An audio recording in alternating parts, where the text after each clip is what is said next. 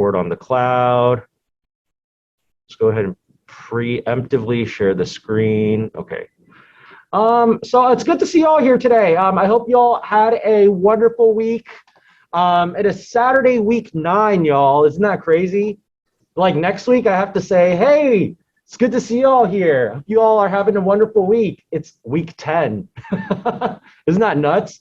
It's week 10 next week.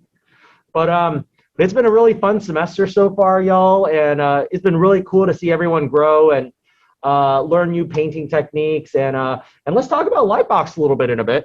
But really quickly, I do want to go over a couple announcements. Let's see. So first and foremost, for those of y'all who went to Lightbox, also, before I start that, actually, first and foremost, for those of y'all who submitted a midterm survey, I just wanted to say thank you for submitting a midterm survey. It means a lot just to get some feedback, and I unfortunately haven't read all of them yet in this class, but I'll go ahead and read it, like, this upcoming week, and hopefully, like, I can make some changes to this class before the semester ends. But if not, like, there'll definitely be changes for the upcoming semesters, and I'm sure all the students of the future are going to really appreciate all the feedback that y'all gave. So I certainly do, and again, you should get your extra credit points I would say by sometime this weekend. So I'll throw them in, I'll try to throw them in during the break, so that way everyone will have them in. But in general, if you don't see your grade updated by I would say by the end of this weekend for the extra credit stuff, feel free to email me or send me a Canvas message. Just say hey Jesse, hey Jesse, what is it? I didn't get my extra credit points yet for Lightbox, for the midterm survey, whatever it may be, and I'll go ahead and throw it in. Other things I kind of want to talk about. So first and foremost, Project 2 is due today, y'all. So if you still haven't submitted Project 2, you can submit it up until Sunday today's Saturday. Up till Monday for 2 days late. All right. So if you submit it later today, it is going to be 5% off. If you submit it tomorrow, I will still take it for 5% off. So the first day, it's just kind of you get 2 days to submit it for 1 day late. And then if you submit it on Monday, it is going to be 10% off, okay? After Monday, I do not accept it anymore. So I do recommend, even if you're not finished with all of them, submit them because they are going to cost a lot of points. Anybody have any questions about late submissions, Project 2, all that kind of stuff? I just wanted to ask. Oh, sure. With late submissions, if obviously it is above the grade of, because it's below 70 or something that you're not allowed to resubmit. Yeah. So the way it works. Does late take that away as well, or no? You can still submit it if you get a 70% or higher, but the late submission penalty will always stay. So, for example, let's just say you get a 70% or you get an 80% and you submitted it 2 days late. So you ultimately end up with a 70%.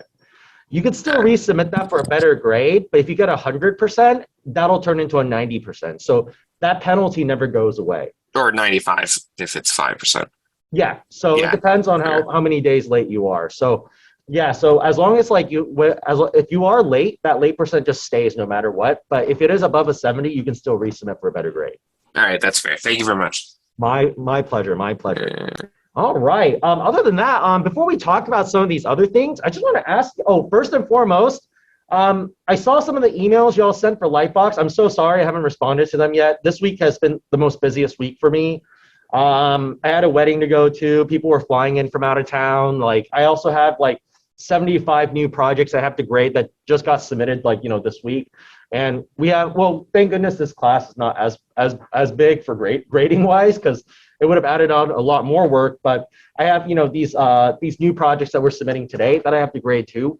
So it's just been really hectic this week. But I did read your emails, and then first and foremost, it looked like y'all had a lot of fun. And some of y'all even saw me. And next time you see me, come by and say hi. It would have been awesome to meet y'all. Some of y'all I've never met in person. So it would be really, really cool just to like say hi and talk. But yeah, next time y'all see me, even if I'm like at Target and you're going to Target to buy like soap or something, like just say hi to me. Like I'll be more than happy to like, say hi. We can catch up a little bit and then like, then until next time. But yeah, that was super cool. For those of y'all who went to Lightbox, oh man, well, I hope you have fun. I went to a wedding last night and it was beautiful, but I am so tired. I gotta say that. Yeah, one of my really close friends got married, and he what is it? It was really beautiful. We were all like crying when we saw it, and it's funny. He was like kind of the last person we thought would get married because he's kind of a hermit. Like he doesn't like to talk to people. He always stays in by himself. He's very quiet, and he's not very social either. But out of all of us, he's the first one who got married. So so we were like, dude, we're so happy. But yeah, it's gonna be a beautiful moment, and I hope you all have fun. You have fun at your wedding later too. And yeah, next year, Locke, we got what is that? I saw that you were with Jesse and Jerry, right? I saw that you were with them. They were like messaging me on Instagram. I've never met them before. I've only had them for online class, and they were like, they call me Big Jesse because and then so they were like, Big Jesse, where are you? But unfortunately, by the time I saw their text or their Instagram message, I was already on my way out. So they messaged me pretty late too. It was around like 4 or 4:30 or something, and the convention ended at 5. Yeah, for those of y'all who went to Lightbox, does anybody want to like share their experiences like with the class? And no pressure too. Like I just wanted to, see if anybody wanted to, because it would be cool to hear y'all's experience.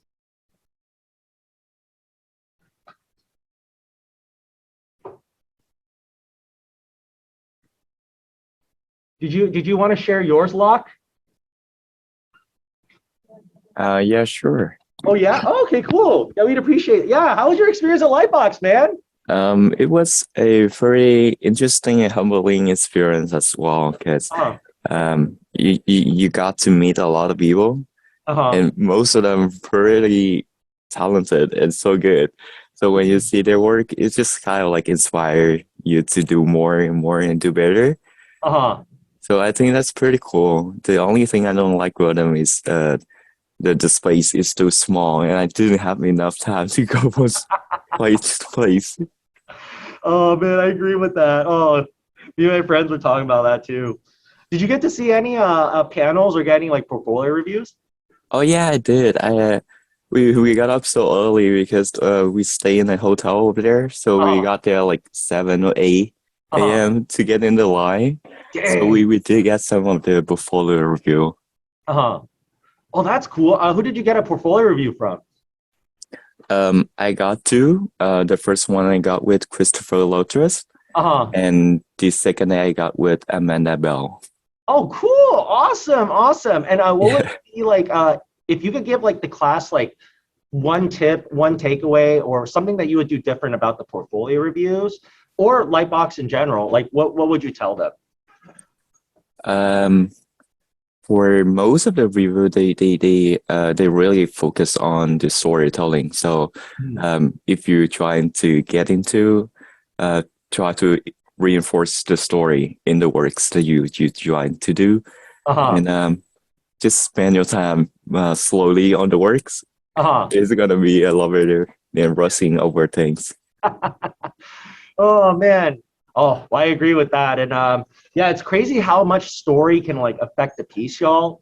It's funny because like we're gonna actually go over project 3 and 4 later, and one of like the things in project 4 is you have to implement a story into it, otherwise you lose a ton of points. And it's because like story, like I mean, you could have any any kind of art in any kind of style, and if you have a good sense of communication, a good sense of storytelling, something that reaches to your audience, then it's going to be a product that you can actually sell. And we can see very clear evidence of that in our earlier days of childhood, where we were going on to like, what is it, like YouTube, Newgrounds, and watching all of those like, flash animations, or just reading like cartoons and comics that were just like stick figures, or even like reading like really, really crude memes, right? They were like crudely drawn and put together. We found that to be funny. And the whole reason it is yes, the visuals are a big part of it. The way it looks can be really funny, and that can play on with the style. The style can play on with the feeling. But in the end of the day, like communication And in their case, storytelling, because they work with storytelling, right, is really, really important for art. Like, and that's mainly like what, in my opinion, like philosophy wise, like what artists need to do is they have to be communicators. But thank you so much for sharing that, Locke. That's really insightful, and I'm sure everybody here like got a really good taste of like what it's going to be like if they go next time. So I'm going to give you all my experience. So I only went there for one day. Unfortunately, I couldn't go for all three. I was busy on Friday. Saturday, I'm over here, and then what is this? Sunday was the day I got to go. So it was really fun for me. It was my first time going in person. I've never been in person. I've been online for the past 2 years. But going in person, going in, it is in the beginning like so crazy. Like it is like really cool to see everything, but it's kind of overwhelming because there's just so many things happening. There's everybody in there. I would say for Lightbox is very much for the creators. All right, like it's an expo for the artists. Whereas like any of these other expos, like an Anime Expo, Comic Con, WonderCon, even Designer Con is really, really much for the consumer. So going into there, like you're gonna like meet a lot of people who are artists.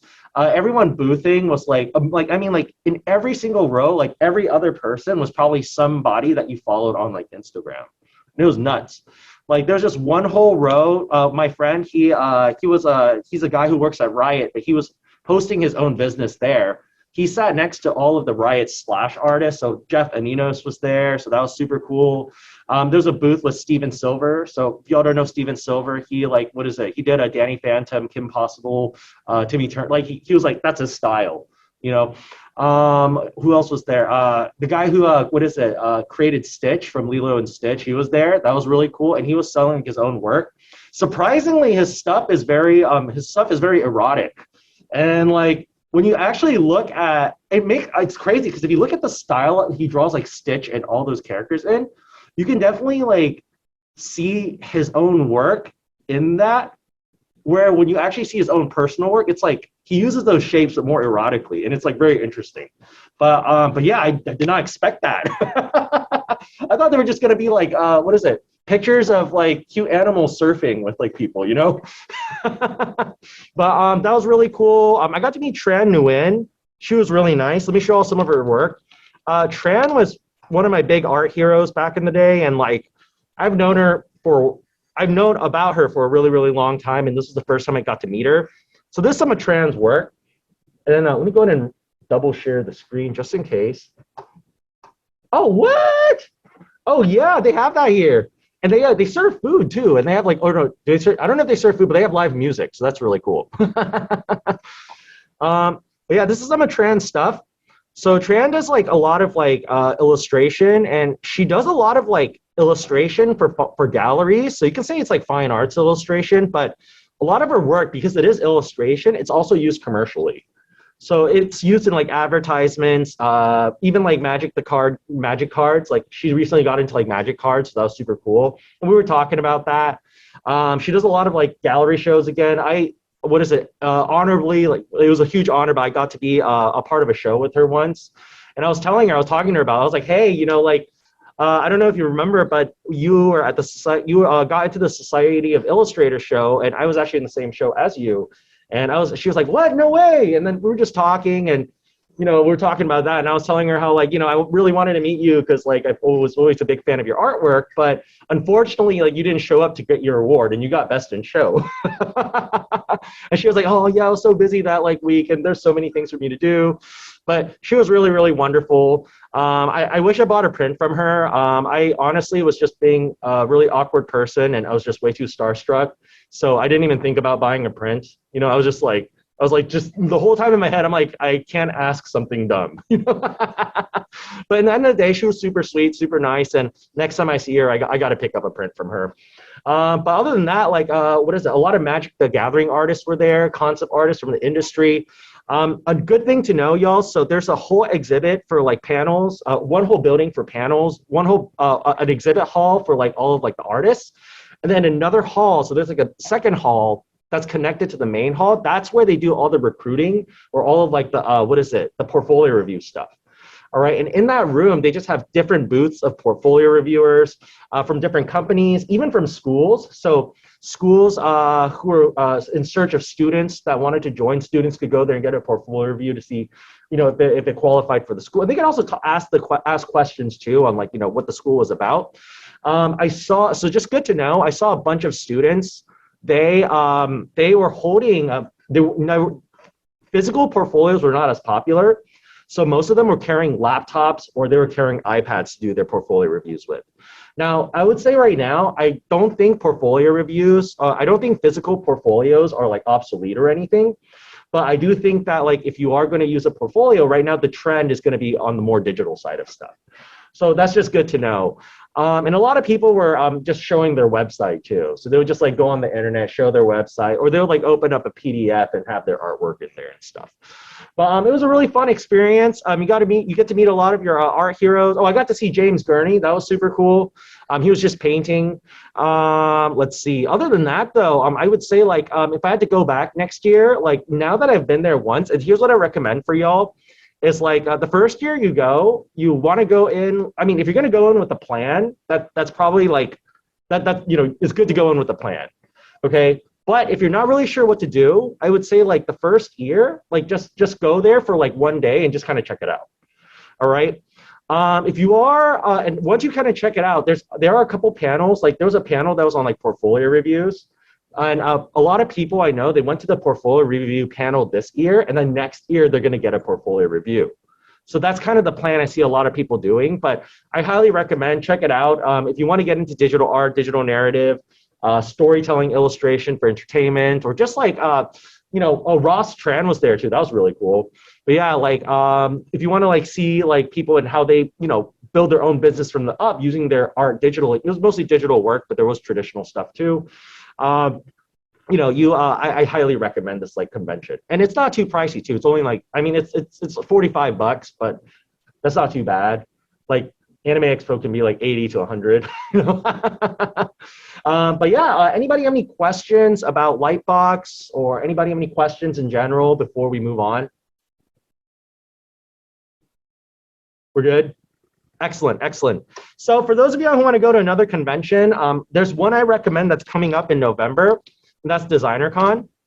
DesignerCon is a really fun convention, y'all. So it's going to be at the Anaheim Convention Center, so it's really close by here. I don't know who's vending there right now. There are a couple of companies I know that are going to be there. I know Sony Animation is going to be there. But I'm going to say right now, this convention's not too expensive. It's about $25 per day. That's really, really cheap. And I will say this is an amazing convention to go to, just being an artist. It is more for the consumers. I'm going to say that. It's more for art collectors, actually. So people who want to go collect art and merchandise and stuff like that, created by artists in their own original art. So if you want to go check this out, what you'll be kind of getting here is you'll be meeting a lot of individual businesses and individual artists who are making original art and turning into merchandise. So they'll make figurines, they'll make clothing, they'll make cups. A lot of gallery illustrators will be there too. I met Lauren Tsai there. That was really cool. Peter Han was there before. Ross Tran also boothed there, so that was cool. But Ross only showed up for the first day. The other days he didn't show up. But a lot of really famous, well-known artists are going to be there. And I would say, if you are interested in kind of building art as your own business from the down up versus working at a company, I would definitely check this out. This convention is probably the hardest convention not to spend money at, though.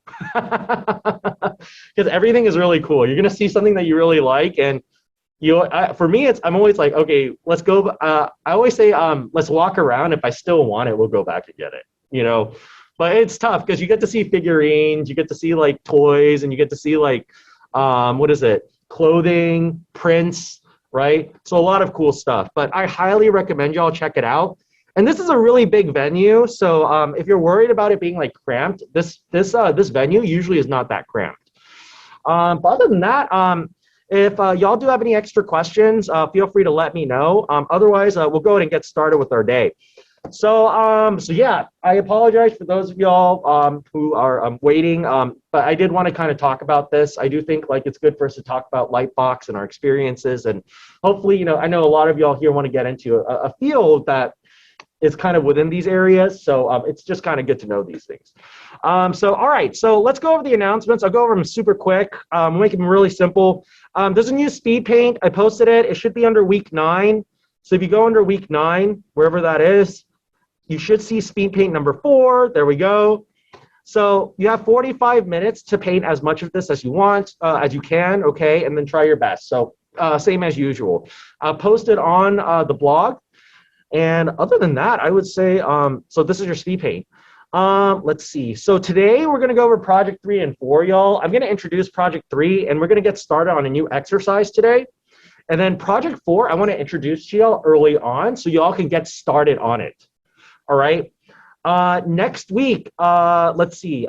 We are going to be working on, well, we'll probably continue the exercise until next week, unless I finish it this week. But we will go over project 3 next week as soon as we're done with this exercise. And then afterwards, we'll jump into project 4. But the exercise we're going to be working on is going to be related to project 3.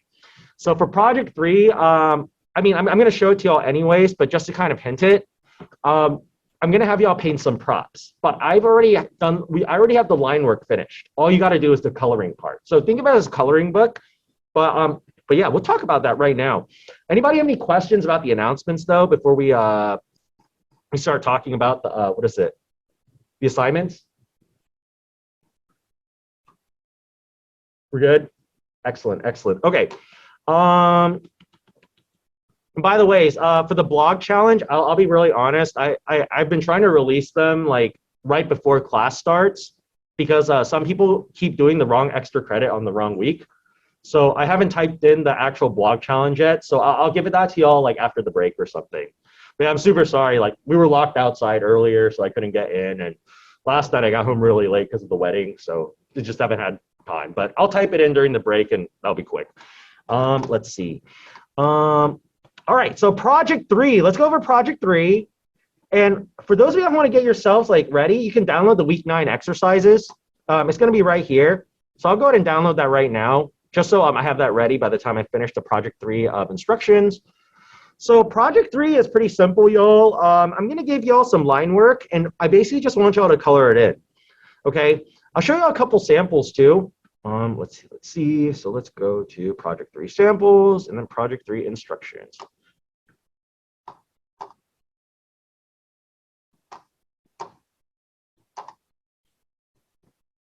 Okay. So for project 3, okay, so these are going to be the instructions. By the way, it's a cool trick for Windows. If you bring your window to the left-hand side and you just go like this, you can actually split it into 2. So I do that like all the time. So I have given y'all a bunch of pirate props over here, okay? And I would like y'all to choose 4 that you would want to paint, all right?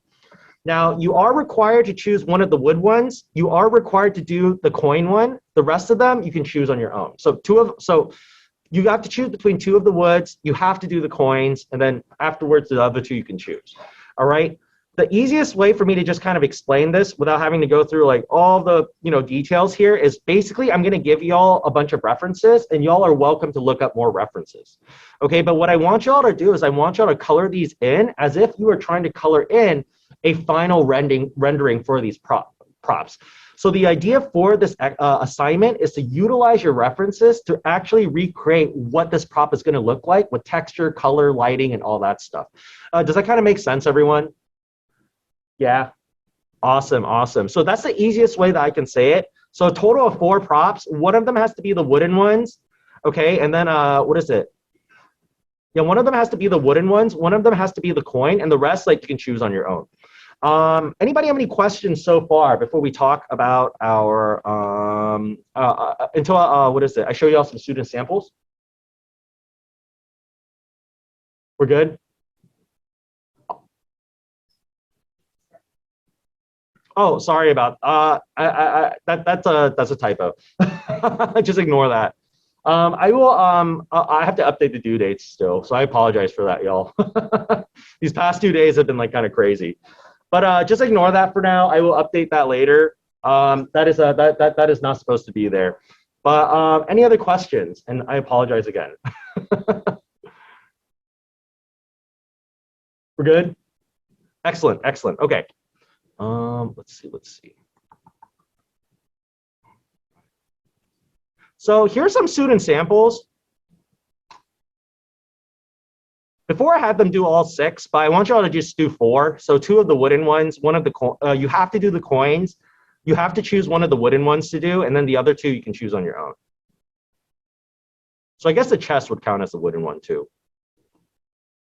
So one of the 3 on the top, and then these 2. And by the way, it's like, take a look. Here's what I want y'all to kind of do is when we look at these, like, I want y'all to like think about which one is your favorite set. Okay, and you don't have to even think about, I guess like even above more than that, you can think about your favorite props from each set too. Think about like the quality of the prop, how they look in comparison to these other ones, right? And that should be the standard you're trying to set. For this one was not bad, but like it's a little bit too muddy and it's a little bit too soft everywhere.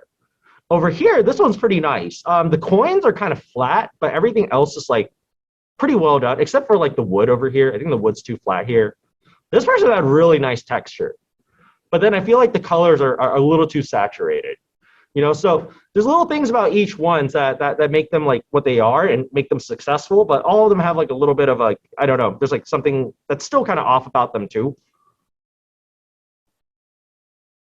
So yeah, this is just kind of what I'm expecting. This person only did 3, but the skull was really nice. I really liked how the skull came out. This one came out pretty nice. Could use a little more material definition, but overall pretty good. Anybody have any questions on what you're supposed to do? Make sense? Awesome, awesome. Okay, so let's go over project 4, yeah?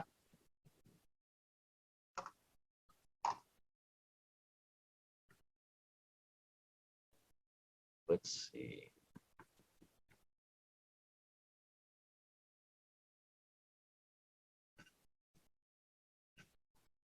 Sorry, don't read this.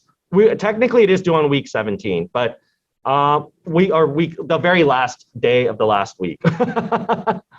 Okay, so we're gonna talk about for project 4. Okay, here's what I want to go over. Okay, is so for project 4, y'all are going to do an environment concept art painting. Okay, this is going to be our biggest project, and it's going to be our most creative project too. All right. There should be a test of the amalgamation of all the skills that you've kind of learned in the class. And we are going to be doing some sketches for them, iterations, things like that. We're going to be going through the whole process, okay? But at the end, you should have a final concept art painting of an environment. So let's go ahead and talk about that. So I do want to do a really quick lecture on what concept art is. And we don't have too many lectures in the class, so I believe this is like our only real like PowerPoint lecture thing, other than like the very first day. But really quickly, what is concept art, okay? So for those of you who don't know what concept art is illustration that's usually intended to sell an idea or concept of a character, environment, or prop. And usually these things are in a cohesive imaginary world, and it's usually used for some form of visual storytelling.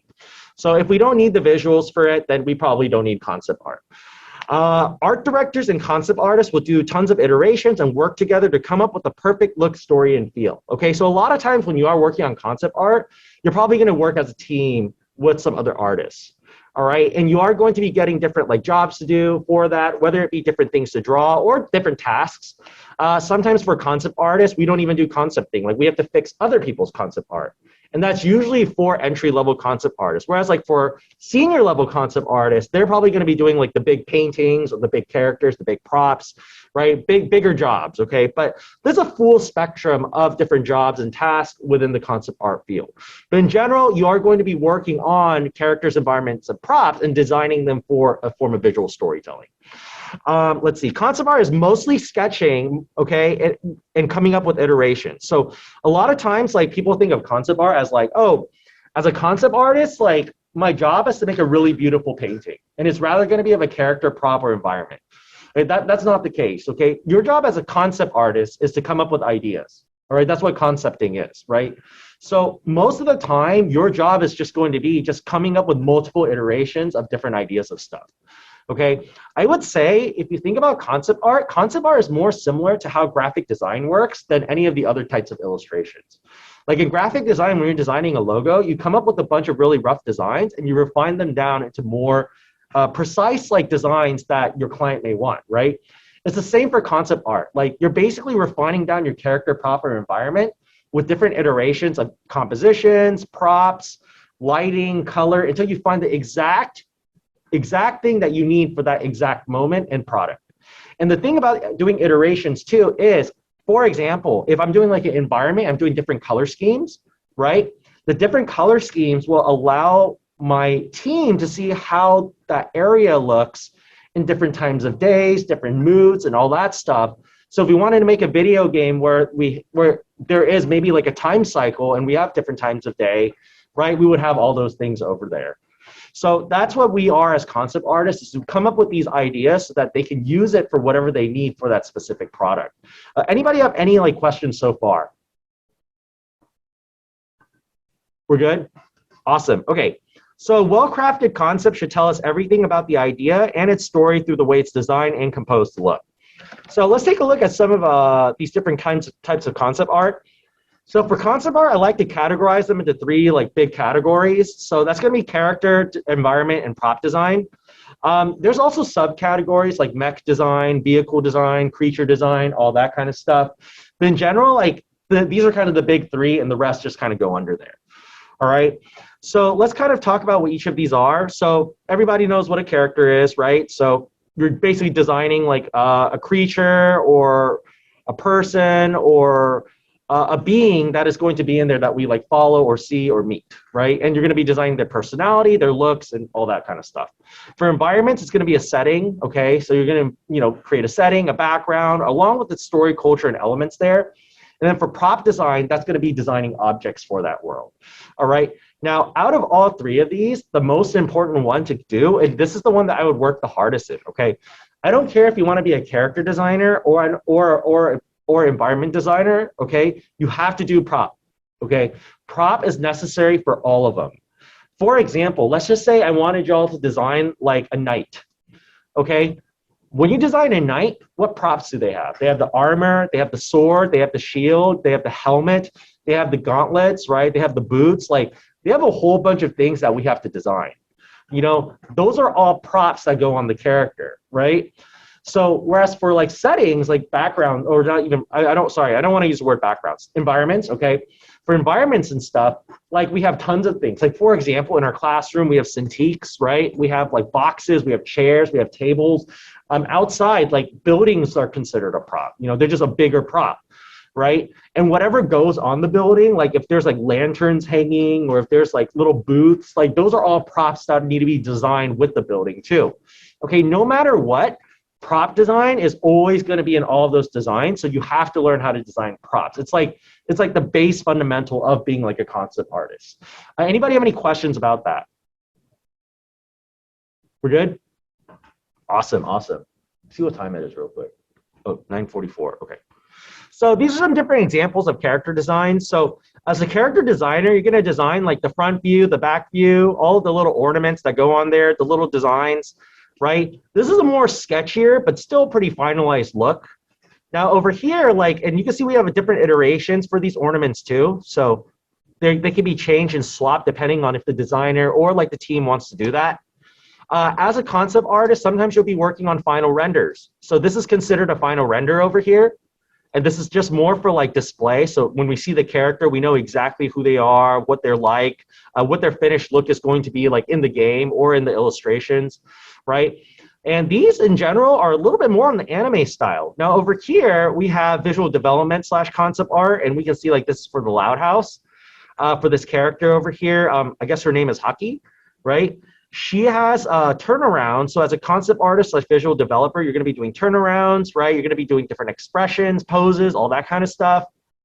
These are more finished renders here. Notice how they're all in like very different styles. Like a lot of times for concept art, there's this like preemptive like thought that we only have to go for like realism or, the styles that we see in video games, film, and animation. And part of that is true. Like if you want to get into a bigger company like Disney, Blizzard, Riot, companies that have like very set styles that we know like come from that company, then you want to show that you know how to make that style, right? But the thing about concept art is concept art shouldn't be just limited to those things. The way I think of concept art is like, again, it's for visual storytelling. So let's just say you want to get into children's book, right? Children's book requires environments, it requires characters, all that stuff, right? Children's book artists still do concept art. They maybe don't put that up on as their portfolio, or they don't like show that, but in general, like, you know, for the most part, like they do concept art. They still need to come up with those characters, environments, and props, right? So there's tons of styles for concept art, y'all, okay? And there's a market for every style too. You just got to find out which product it's for, and you want to find out, who your market is, right? So over here, this is from League of Legends. This is Zed, right? And over here we have these, like, I forgot their names, but like they're like the Rhino brothers that are really good at Kung Fu and Kung Fu Panda. So we can see these two over here. This is more of like a turnaround, right? With the portrait. And over here we have like these sketches. As a concept artist, you're going to come up with all the props for the characters, all the effects, the attacks, the motions. Like literally, like think of it as like, if you're doing characters, you're designing like a guide for who this person is, what they look like visually, all their little habits, their little personalities, their favorite expressions to make, right? Even though we can't see them talk, like maybe the way they talk affects the way they look. Everything kind of counts, you know? For example, like let's just say someone always has like red fingertips, you know? Why do they have red fingertips, right? Like maybe after we go, maybe the character is some sort of job that requires them to work with their hands a lot and they always hurt their hands. You know, that's why they have red fingertips, right? These things have to be thought of ahead of time when you're designing not just a character, but props and environments as well, you know? And this is where storytelling really comes in play. And like Locke was saying, like all these people are looking for good storytelling, right? You want to show that through your visuals. And the idea is to show, not tell.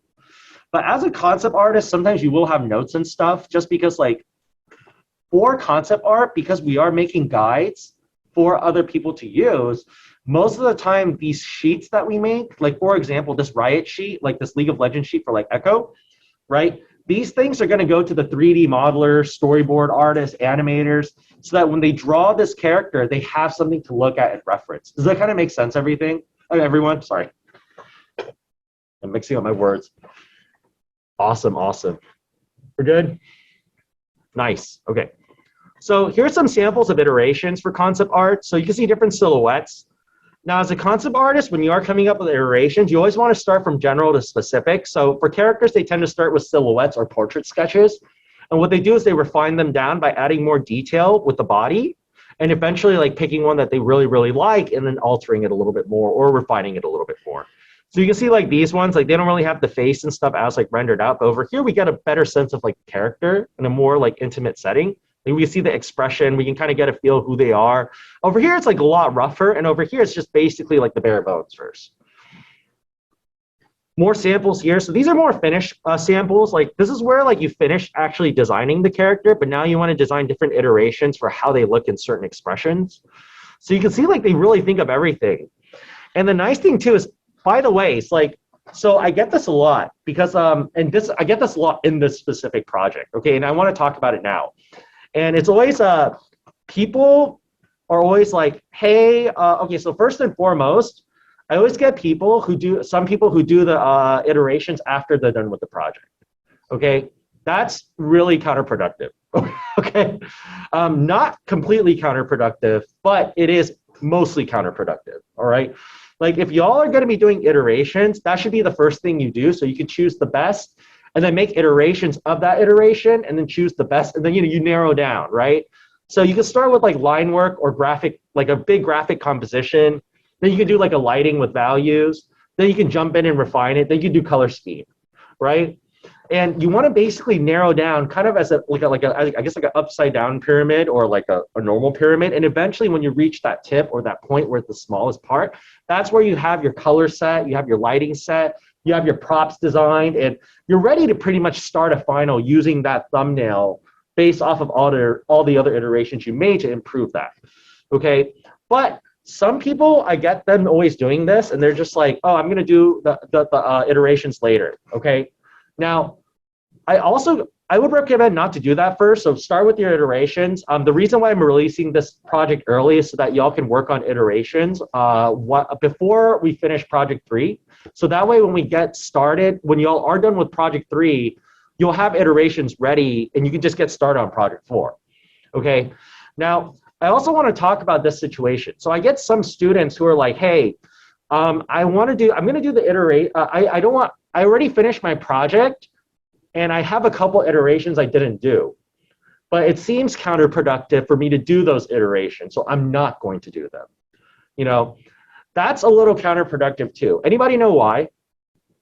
I kind of talked about it earlier, but it was like really quickly. So here's why, okay? So it does seem counterproductive to like go back and do the iterations after, because the question is like, if I've already came up with my design, what's the point of having to come up with more designs if I'm done, right? Now here's the point, okay? Even if it's counterproductive, and even though you may get in trouble for it, not here, but more for work,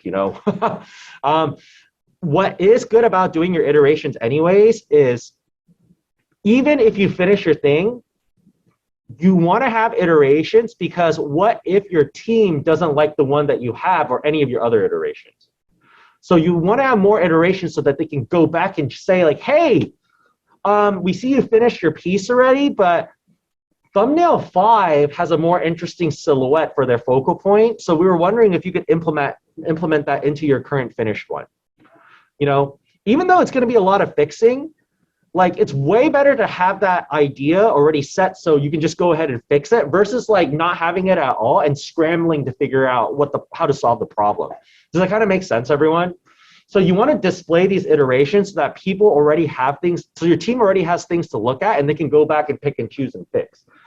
Let's see, because that makes you an illustrator, not a concept art. Definitely, yes. And yeah, exactly. Raul's right too. We want multiple iterations. In this sense, like, I'm going to say right now, I don't think I talked about this in the class, but remind me if I did, and feel free to just answer it if I did. But when you're doing thumbnails, is it quality over quantity or quantity over quality? And I'm going to say this is a trick question. Like, yes, it's both. Preston's right. It's both. Quantity equals quality. Okay? As a concept artist, your quality needs to be better as you refine down, but in the very beginning, quality equals quantity. Okay, and it's kind of like what Raul said over on the chat too. We need multiple ideas, right? The multiple ideas we make, and the more we make, we will have more to choose from.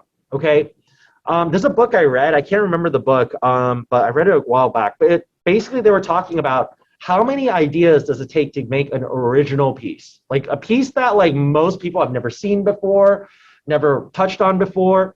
And the answer was it was around 30 iterations on average to make an original iteration, and that iteration wasn't even guaranteed to be a good iteration. It was just original, So you want to do multiple iterations in the beginning so that you can like weed out all the bad ones, and that way you'll have all the good ones and you can choose amongst those ones. Does that kind of make sense, everyone? So the more you have in the beginning, the more choices you have. Yes, and I very much agree with Phil too. You are only as good as the references you find. So finding good reference is like really important. If y'all don't believe me, I had a student once who found all clip art references. So their work kind of looked like clip art. I was like, in 1996 or 1997, you would have been hired to make clip art. So, but yeah, find good references, y'all. That's important too. So again, one for One Piece, I had to put a One Piece one. This is a more finished concept piece. So you can see like they have the idea, they have the character already like pretty much concepted out. And this is now just like a concept guide on like different things. So like the tattoo over here, notes on the tattoo, the different color schemes that they use for these areas. So if they have to recreate these colors in like on their own, the other team will know exactly what colors to grab. the different expressions that the character has, the way that their eye looks, depending on certain expressions. Like this is what we do as concept artists slash visual developers. We're really just coming up with an idea and guide and a sheet for other people to use. And this sheet is going to have different information, such as finalized renders, sketches, all that stuff, so that they have every single point, just every single place just kind of marked down so that they have nothing they miss. Does that make sense, everyone? Yeah? Awesome, awesome. So I'm like choking on some of my words. I'm like talking too fast. So this is a character design I did. So you can see like this is my final render, my my color schemes, my expressions and poses, and this was my thought process. So I started off with like a bunch of like, portrait sketches, and based off of the portrait sketch, you can see like I kind of grabbed this one over here. I took this one to like more of a finish. This was another concept I did for this character. And what I did was I came up with like the weapons, the layout. So I did like a pose, like a basic pose, and just kind of a display pose. And afterwards, I kind of like had them like spread out so that I can kind of like see, so I can show people like the different details that I have here. And then what I did with this concept was I took this and I made an illustration. And this illustration ended up being in like, 2 shows and like a book or something like that. It's like probably one of my most popular illustrations.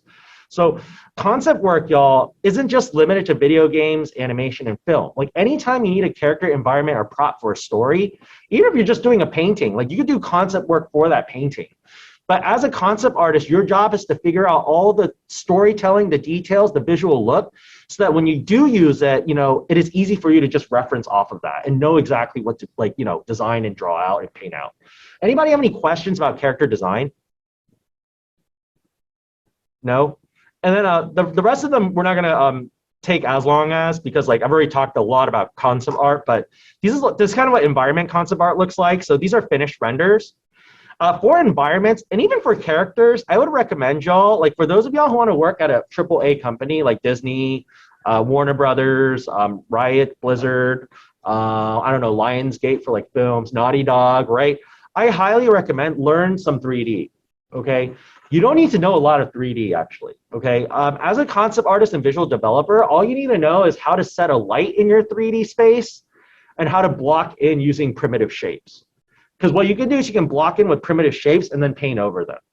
All right. Now, this is like a super 3D composite, though. Like you could tell they probably made all this stuff in 3D. They textured it and then they like painted over it and added effects. So it doesn't look like as 3D as it does right now.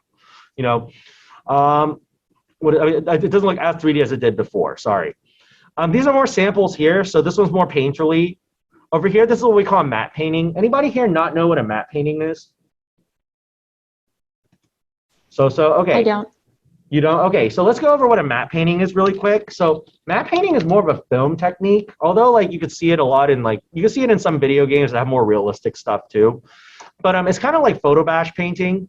What basically is photo bash painting. So for example, these are different matte paintings over here. So you can see like when you click on these matte paintings, they're quite realistic, and it's because you could tell that they basically grab photos of like buildings, slap them together, and just try to unify it. All right. So this is what a matte painting is, and it's an environmental thing, although they do it for characters. So again, you could tell too, like this tree was just grabbed from like a reference, this house was grabbed from a reference, this part was grabbed from another picture, and they just basically just like put it all together in Photoshop and just like unified the colors.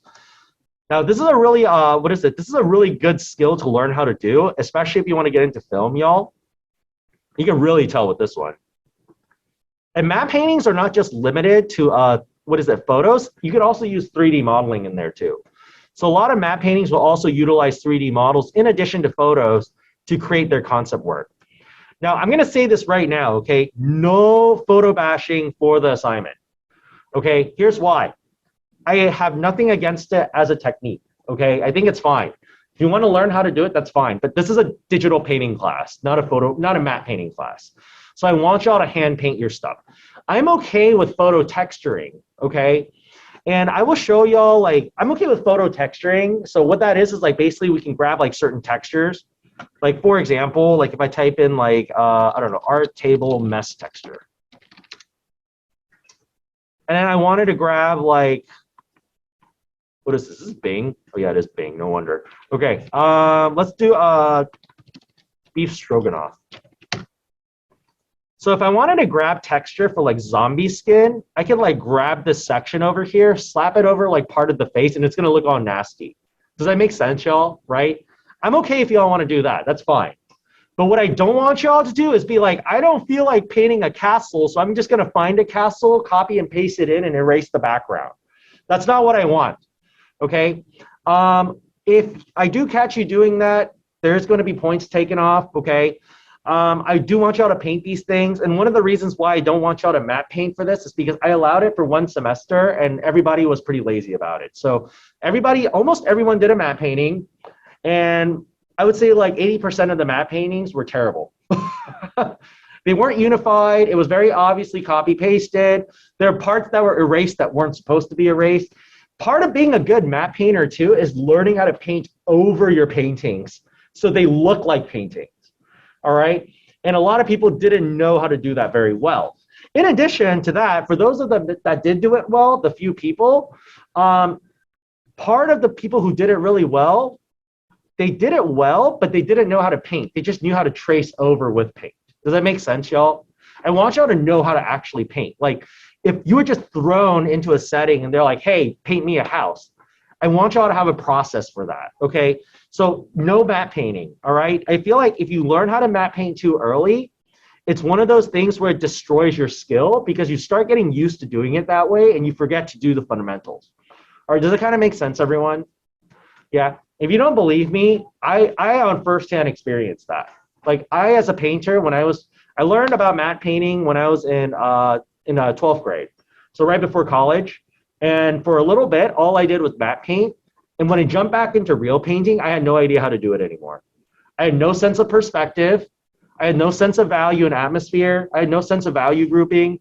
I only had a sense of shape and form. But my form wasn't even that good because I was matte painting so much, I wasn't even like thinking about perspective because I didn't know how perspective worked. I just found perspective that looked right, but I never knew how perspective, because I've never plotted perspective enough to actually get that practice. Okay, so that's what matte painting can do if you start too early. So no matte painting, okay? But yeah, here's some other samples, y'all. So this is from Corey Loftus for Zootopia. So you can see like this is very line heavy, right? So if you want to do your concept work and line work, that's fine. Like paintings can come in line or shape. So this for Spider-Verse, this one's more graphic. Look how flat these shapes are. Like there's like really no perspective in these buildings if you kind of think about it, right? They're just all flat shapes just slapped and overlapped on top of each other. The only areas with perspective is like this here, this over here, the bridge, and then we have the billboard, right? This over here. This also has like almost like very little perspective actually. It's like very subtly in there, but in general, like look at how flat everything is. This one definitely has perspective. Yeah, look at these like concept. Like all of them have been so different so far, right? We have ones that are like 3D composites, more real. This one's more painterly and impressionistic. Same with this one, but more on a realistic scale. Over here, like we have what is it? A matte painting, right? Photo bash. This one's just drawn with line work and they color it in. There's concept work in multiple styles. Don't restrict yourself. Like if you have a specific style that you want to go into and make concept work for, it's possible to do it. All right. The only time I would think about like consolidating into a style is if you're like really like set on to like be a part of that company. Does that make sense, everyone? Awesome, awesome. And here are some samples of environment concepts. So this is kind of the bulk of what you will be doing as an environment artist. And this is what I said about like, what is it? Like prop design too, is you're going to be coming up with the props. So you have these props over here, and then you come up with compositions, and then you finalize what the props look like in that composition. Now, who can tell me, why do y'all think they have references here? Other than the fact that the artist needs something to reference. Why do y'all think like they would want to have references on the sheet when they give it to somebody? Anybody want to take a guess?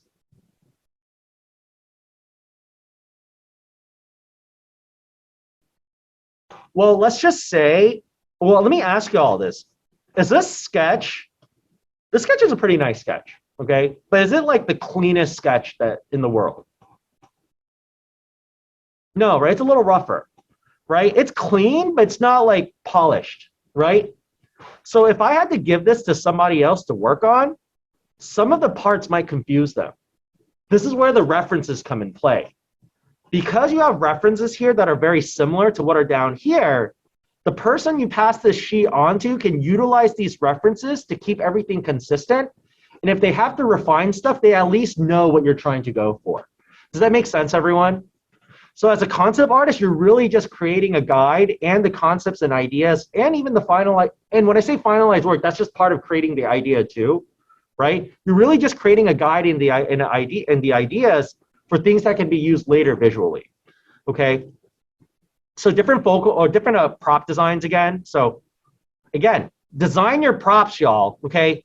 I would say, and actually part of your sketch work is you have to do 5 like prop designs for this environment. And I want y'all to utilize these like props too. But design your props, okay? Because props are, having a good prop can make your environment look so much cooler, y'all. So different iterations for lighting over here. So these are value iterations. Different samples of like thumbnails and process. So you can see they came up with the designs first for the prop. Then they did the, the compositions. And what they did was they put it together as a painting. Over here, they did the different, like, I don't know, these pillars with these buildings on there, right? These like cliffs. And over here, they kind of showed us how they utilize these things in their composition. Does that make sense, everyone? Awesome, awesome. And these are color scheme iterations over here. So for color, like color captures mood and story. So we can see the different times of day, the different like feelings. So something a little more ominous, right? Something a little bit more dramatic in the sun, and it has a very like sunset sort of feel. This has like a very inviting morning sort of feel over here. Over here, very stormy, right? So having good color schemes can give us different variations of storytelling, and it can also give us different variations of how these things will look on the different seasons, times of day, and situations. And then before we move on to props, we'll go over this and we'll take a quick break, y'all. But over here, this is another page. So you can see like they drew out the prop, right? How it looks on this mountain. They have like the building individually. So over here, like you see like a zoom up of this like small little building. You can see the silhouette over here, the different sketch iterations. They even drew the topology. So if you look at like this over here, they even drew like an up-down view of how the topology was gonna look as a map. And afterwards they threw in a couple references and then they have their final over here. So you can see that they have like their quick sketch. It's a building, right? We have the mountain over here. We have another mountain in the back. Like that's, you know, and it's not really that complicated. If I have to just tell y'all right now, other than the building, what else is in there? Just mountains and rocks and clouds and sky. Is this a cool idea? This is pretty cool. I like it. Your idea doesn't have to be super complex for it to be cool. Okay. One of my teachers, his name is Charles Lin. He always gave me this tip, or gave us this tip. And right now he works at Brainstorm. He's like strictly only teaching right now. So I don't think he's doing like a lot of work in the entertainment industry. But if he is, like he's like not doing as much as before, I think. He's mostly focused on teaching from what I've heard, but don't take my word for it. But he does like a lot of the stuff. So Charles is doing like, he did some fan art recently of like Gundam, so that's cool. More stuff over here. But what I want to say is for Charles, he said, simple and good is still good. Like there's no need for an idea to be complex for it to be good. A complex idea that's good is cool too. But a simple and good idea is also good too. So you don't have to come up with anything too crazy. Like for me, the craziest thing I would design is going to be your prop. Afterwards, I would just focus on your composition and the things that go around it. And you can see over here, like there doesn't have to be a lot. I would say like the only thing I would think that would be even cooler to see is maybe a character like really small down here, like walking up like the hill or something. That would add a little more story, right? But in general, like you can have a very simple like environment with a really nice prop, and that could do a really great job and a good composition. That's important too. Composition is key, okay? But if you have those things, like you can make a really cool prop with just something simple like that. Anybody have any questions about environment concept work before we take our break? We're good? Okay, let's take a break and let's come back at 10:20. Yeah, so about 10 minutes. And then when we get back, we'll go ahead and talk about this more.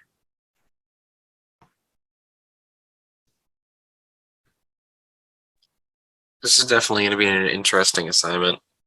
Oh yeah, it's a fun assignment. Yeah, this is going to be really cool. Yeah. Are we doing like Yeah, I'm like really excited for this one. yeah, this is going to be really fun to do. So are we doing like are we doing characters, environments, and props all together?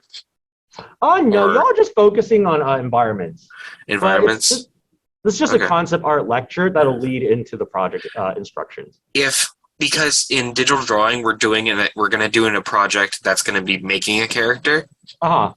would we be able to kind of just synchronize on that to create an environment that the character would exist in?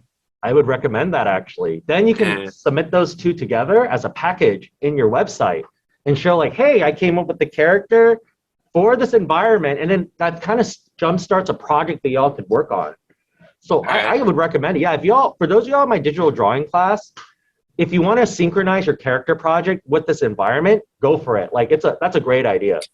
yeah, and would we be able to put that character in said environment because we would be doing concept art for them in the digital drawing class? Mhm. Yeah, Okay, dude, cool. that's a great idea, man, and I would highly recommend that.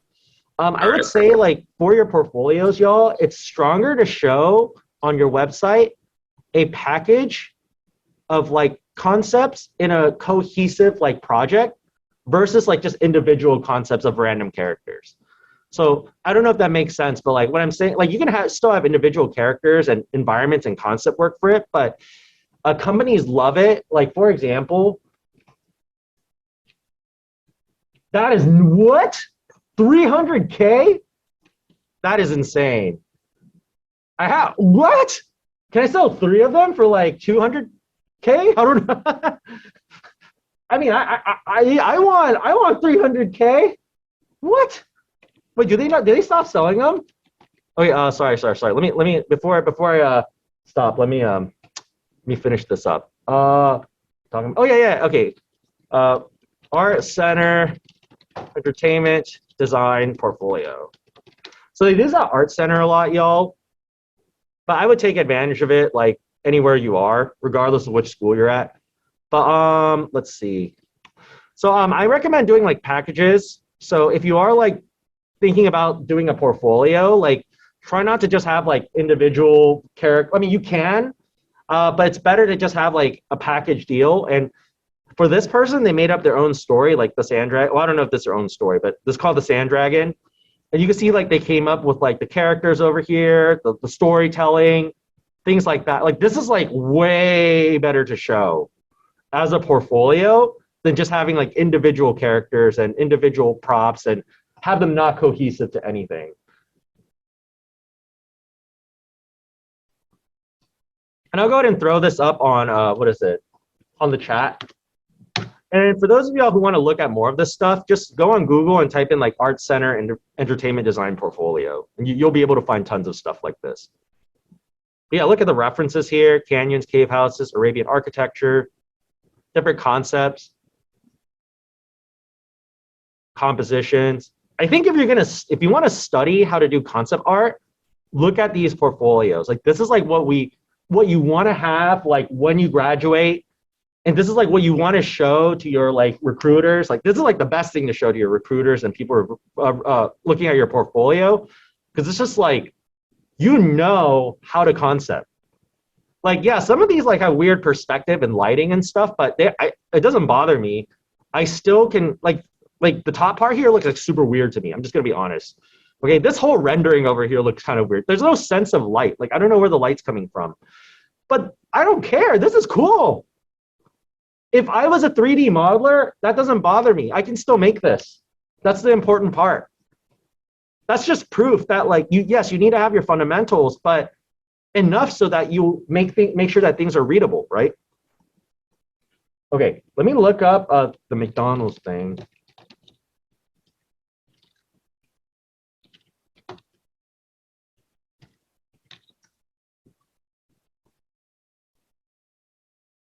Oof. What?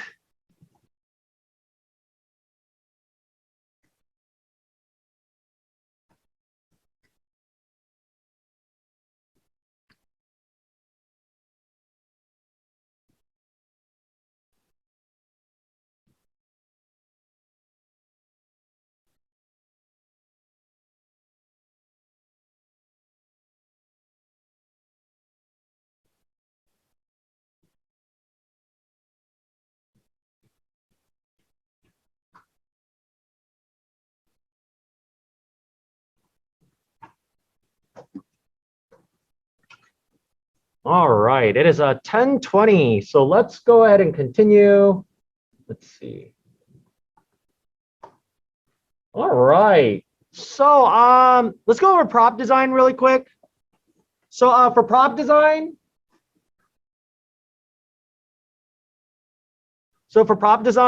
this is kind of how it looks. So a lot of times for props, like when you start seeing them in the beginning or when you start designing them, you want to design them kind of flat. So notice how none of these really have perspective, right? You can see over here, like these ones are also designed quite flat too. And again, you want to design the props flat because you want to make sure to get a really cool design first. So not having to focus on like perspective or not having to focus on other things that may inhibit you from like moving forward and not thinking about the design can be done a lot more simply. Now you can take your flat design, take it to something 3D, like an isometric view, kind of like this. And then you can start developing it into an actual prop after and eventually setting it into a scene. So you can kind of see how props are used in environments.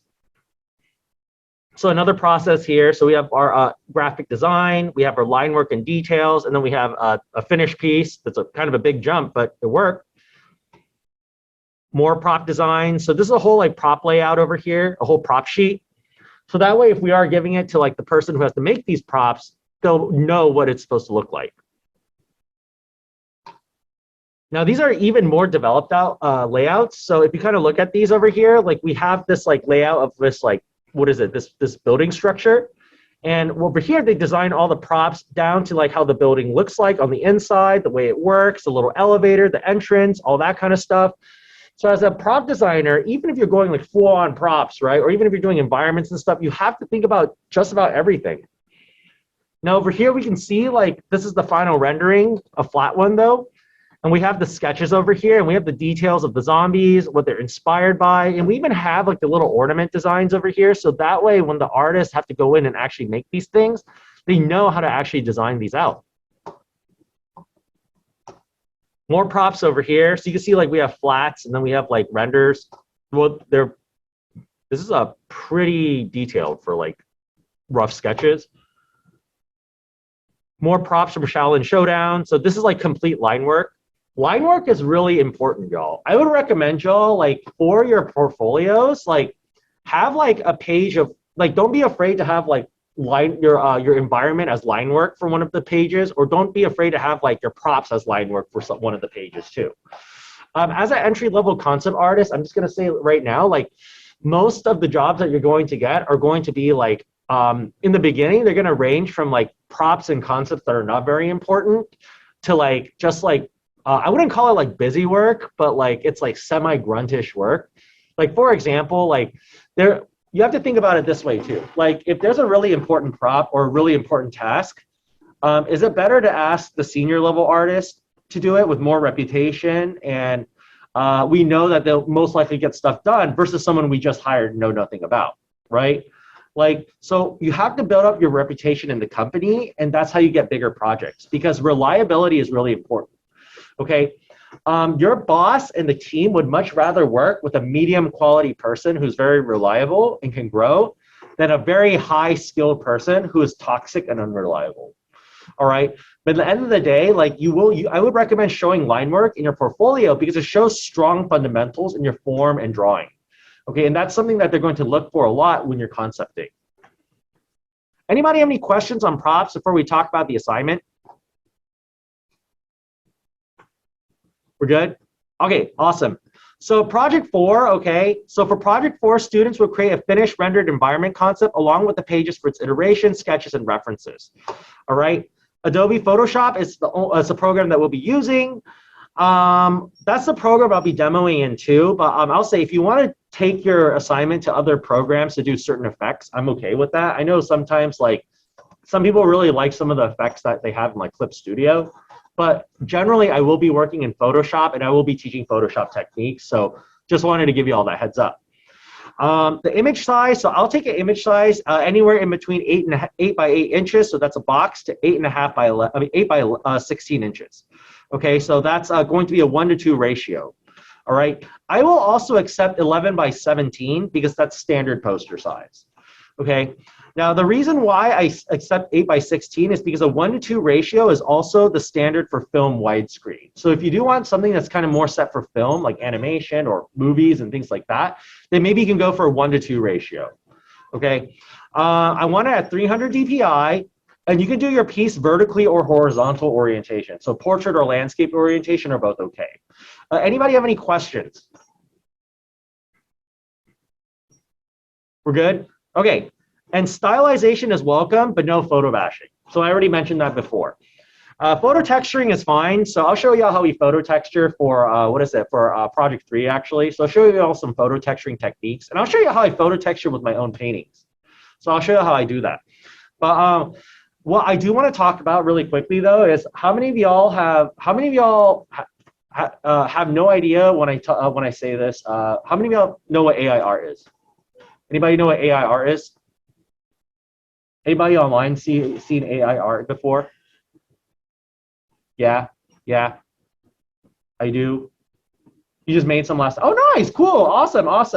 Okay, I want to say right now, okay, AIR, I think. So let me show you all some AIR really quick. So because this is kind of controversial, but I want to talk about it and I want to give you all my opinion on it, and hopefully that kind of like sheds some light on like what maybe like, you know, people think about it in the industry too, okay? But AI art, so let's talk about disco diffusion. That's the one I like to use the most. I haven't used it in a while though. Let's go to Google because Bing is not giving us like the right stuff. Okay, so this is AI artwork. A computer made this. A computer made this too. So these are all computer made. All people had to do was just type in a prompt and then you just press generate and it generates like multiple versions of like these prompts. All right. Now, AI art, I think, is something that is pretty revolutionary. Okay. It's pretty crazy that a computer can make this. All right. But I'm going to say right now, if you submit a piece that you made with AI art to this assignment, it is an automatic 0. Okay.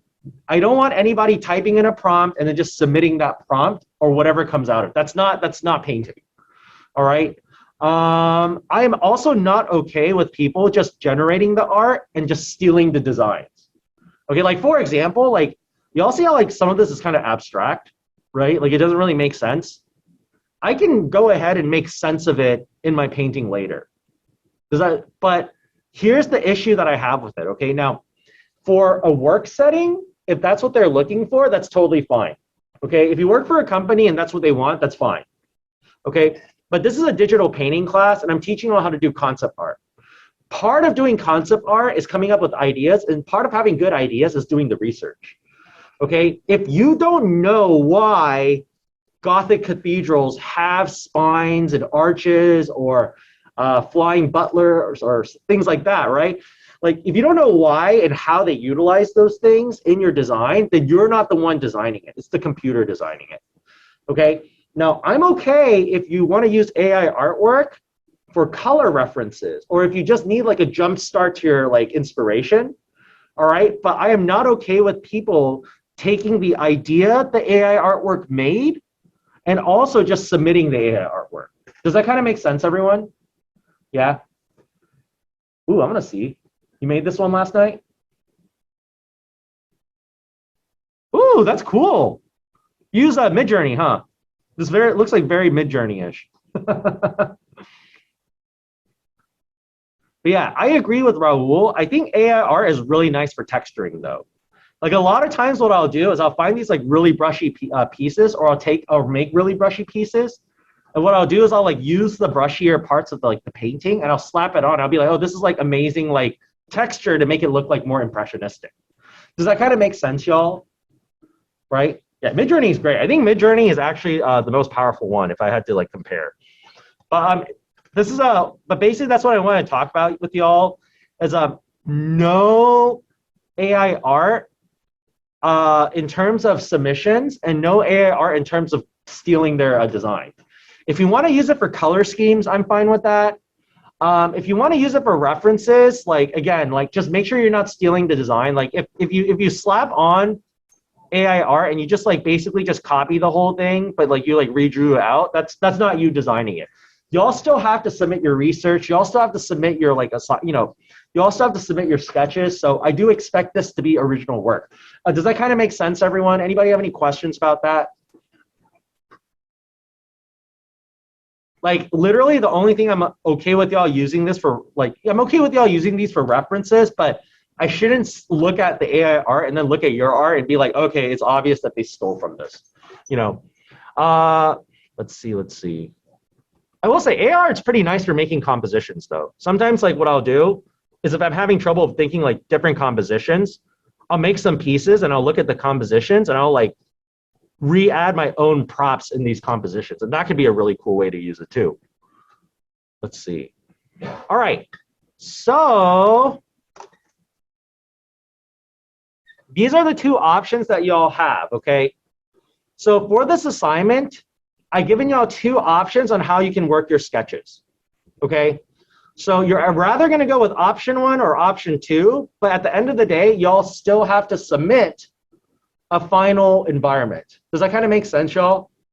So for those of y'all who wanna go with option 1 is your traditional concept art sketching iteration sort of process. So I would like 5 prop sketches for your focal point. Okay, so for example, if your focal point is going to be a statue, I want 5 different iterations for that statue. All right, 10 different compositional thumbnail iterations. So that's going to be based off of your placement, the sizing, where you want your objects to be. Okay, and you're going to be using any of those 5 focal points that you've drawn out as the focal point for those compositions. Afterwards, you're going to refine 2 of them into small paintings, so thumbnails with lighting. Okay, so I would recommend for your first 10 compositional sketches, just keep them like flat graphic like compositions, kind of like these, or keep them as line work. So that way when you refine them with like values, you have something to refine them with. After you're done with your value paintings, you're gonna pick one of your favorite value paintings and do 3 color schemes. So that's a total of 20 sketches. Anybody have any questions on that? We're good? Awesome. So digital and traditional sketches are okay. I would like y'all to have 3 mood boards. So 1 for design, 1 for mood, and 1 for final style. We'll talk about that in a bit. 10 references for each mood board and 3 keywords to describe your environment on the boards. All right. And this is your second option. Okay. So for your second option, for some of y'all, if you have an environment that you've compositioned out before, okay, that you really, really, really want to do. So for example, like you did a bunch of thumbnails for another class, but you chose one, you liked 2 of them, and you ended up choosing one for one class and and you didn't do the other thumbnail. I will allow you to take that thumbnail from those other projects, classes, whatever you want. It has to be one that you've never done before, okay? But here's what I want you to do if you do that, okay? If you do decide to do that, okay, you are required to do at least 6 different thumbnail iterations of your choice into these categories. So if you choose that thumbnail, you have to do 6 different iterations for either lighting, color schemes, redesigns, or reorganizations. So you'll take that one thumbnail and do 6 total, okay? Not 6 of each, okay? Just 6 total of these, all right? I would recommend y'all to maybe do 3 lightings and 3 color schemes if you don't want to change your design. Otherwise, if you do plan on changing your original thumbnail, you can make a couple of redesigns and reorganizations and maybe do like 2 lighting and 2 color schemes, okay? But a total of 6 of any of these categories to choose from. Afterwards, I want you to do 4 painting studies, okay? So this one doesn't require as much iterations, but it requires you to do more studies, all right? For the studies, if you decide to go with option 2, I would like you to choose 4 different paintings or references, and I want you to paint those out as an exercise, all right? And basically, I want these paintings to be something related to what your idea is. So if you're trying to go for a Gothic castle with like a dragon flying over it, find a dragon you want to reference and do a painting of that dragon separately from your assignment. Find a building you want to reference, do a study of that building. Find different things that you plan to, like maybe you're doing it in sunset, find a sunset image and paint that. I want y'all to practice painting these things if you decide to go with option 2. Does that kind of make sense, y'all? Okay, ideally, if you are in a work situation or if you really, really want to get the most of it, you want to do both of them. So usually for me, I do studies first and then I do my iterations. So that way I have all these iterations and I'm really, really good at drawing, painting, and designing what I'm supposed to do in like the actual project. All right. But I split it up into two options for y'all. So for those of y'all who want to do more design work, y'all can do number one for option one. For number two, by the way, is for option two, if you choose option two, you still need to do your mood boards. Okay. The mood boards have to go in no matter what. But for option two, if you'd rather do more studies to learn how to paint these things, then I will allow you to do studies instead, but you still have to do at least 6 different thumbnail iterations of any of these categories. And you can mix and match from these categories, all right? Anybody have any questions about these two options? Anybody kind of like confused? I know it can be a little confusing. Make sense? Awesome, awesome. Okay. All right, so these are samples of like my reference boards, or I call them mood boards. So this one is for design. The first like category I want y'all to look for is gonna be your design references. So your visual design is basically gonna be like any props or any like anything in here, color, props, design, the visual look, whatever you wanna reference, like that's what you put on this page. Does that make sense, everyone? So if I need to like paint, like let's just say like a Arabic like castle, and I needed to make sure that there was like a river flowing through it around it, and I wanted it in like a desert area, but the desert has to have like red sands. I need to look up different Arabic like castles. I need to look up different deserts. I maybe want to find a reference on like red sand. Like that's what I would be looking for. This is like the actual visual look of what things are supposed to look like. Does that make sense? Excellent, excellent. Let's see. Can we replace the prop with a character for option one? Yes. If your character is going to be a big prop inside of, if your character is going to be a focal point in the image, then you can do a character instead of a prop. So that's fine. All right. So for example, some people, well, most of the time when your characters are a focal point, though, just notice that like over here, like they're not super big. So just be careful. I mean, I wouldn't even count these as focal points. I would actually count like these in the back as focal points. But over here, like we have, this is kind of more of a focal area, I would say, this character. And afterwards we look at this part, right?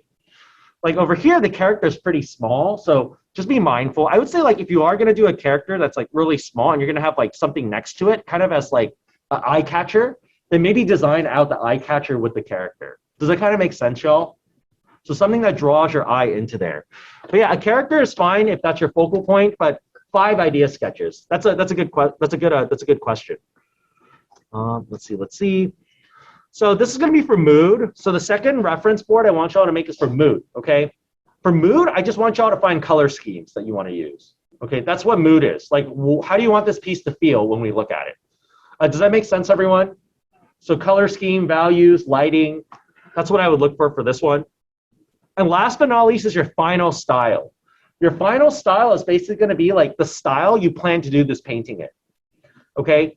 I would recommend y'all to choose a style that you want to make it look like, but also be mindful about like your style choices on this page. Because what is it? If you are trying to go for something like super complex, but you have no idea how to do it, like I would maybe like try to think of a different style. Okay, I'm just gonna say right now, like, and don't let this discourage you. Don't let anything discourage you. Okay, but it's good to also know don't bite off more than you can chew. All right. Sometimes you will discourage yourself, and one way you can do that is just biting off more than you can chew. Morale in art is really important. You want to always have a good mindset, and you have to have a positive. And it's hard because as artists, like we don't go out very much sometimes, right? Unless you're like plein air painting, I guess. We don't get off of our seats a lot. In fact, like we've all been sitting on chairs for possibly 30 minutes, and past 30 minutes, that's already bad for our lower back. We should be standing right now.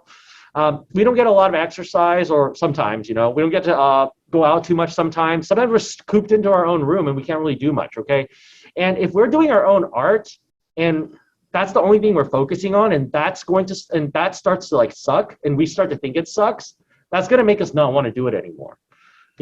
So part of like moving forward is try not to bite off more than you could chew. I'm not saying go for the easiest style. Choose something that's challenge. I would say the best style to go for is choose something you want to do and you're really set on doing, but also something that you can do on your own, and maybe it's like a little bit more challenging than what you could do. Does that kind of make sense, everyone? That's like the best level that I would always aim for, is something you know you can do for sure, but it's going to be like challenging for you to do.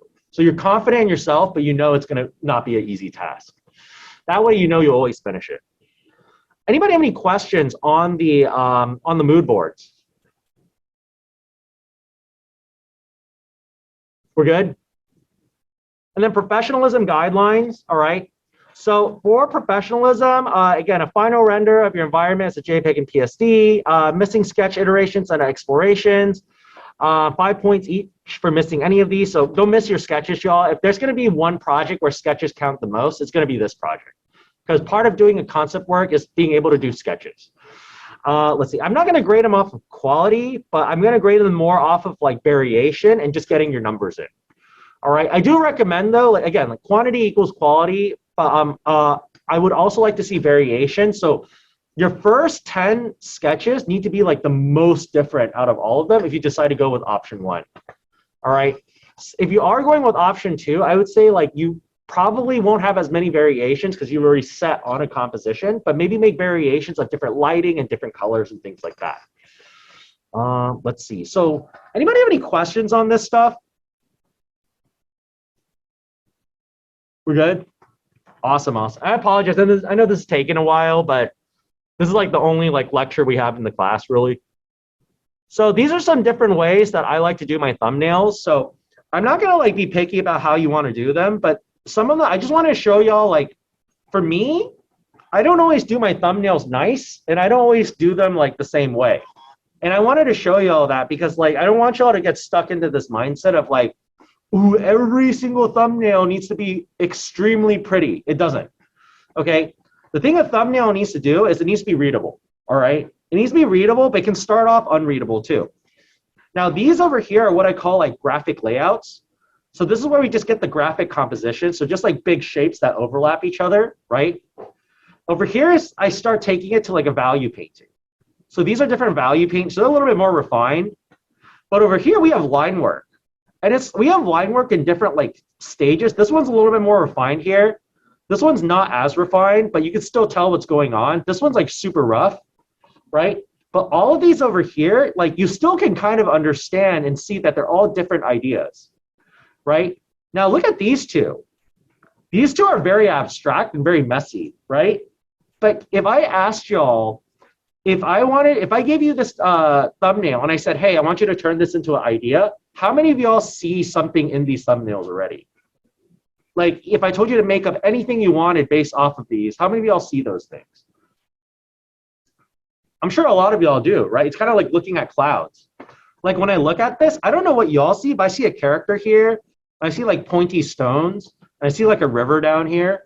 So maybe this is like a really crazy like rock formation and like a river.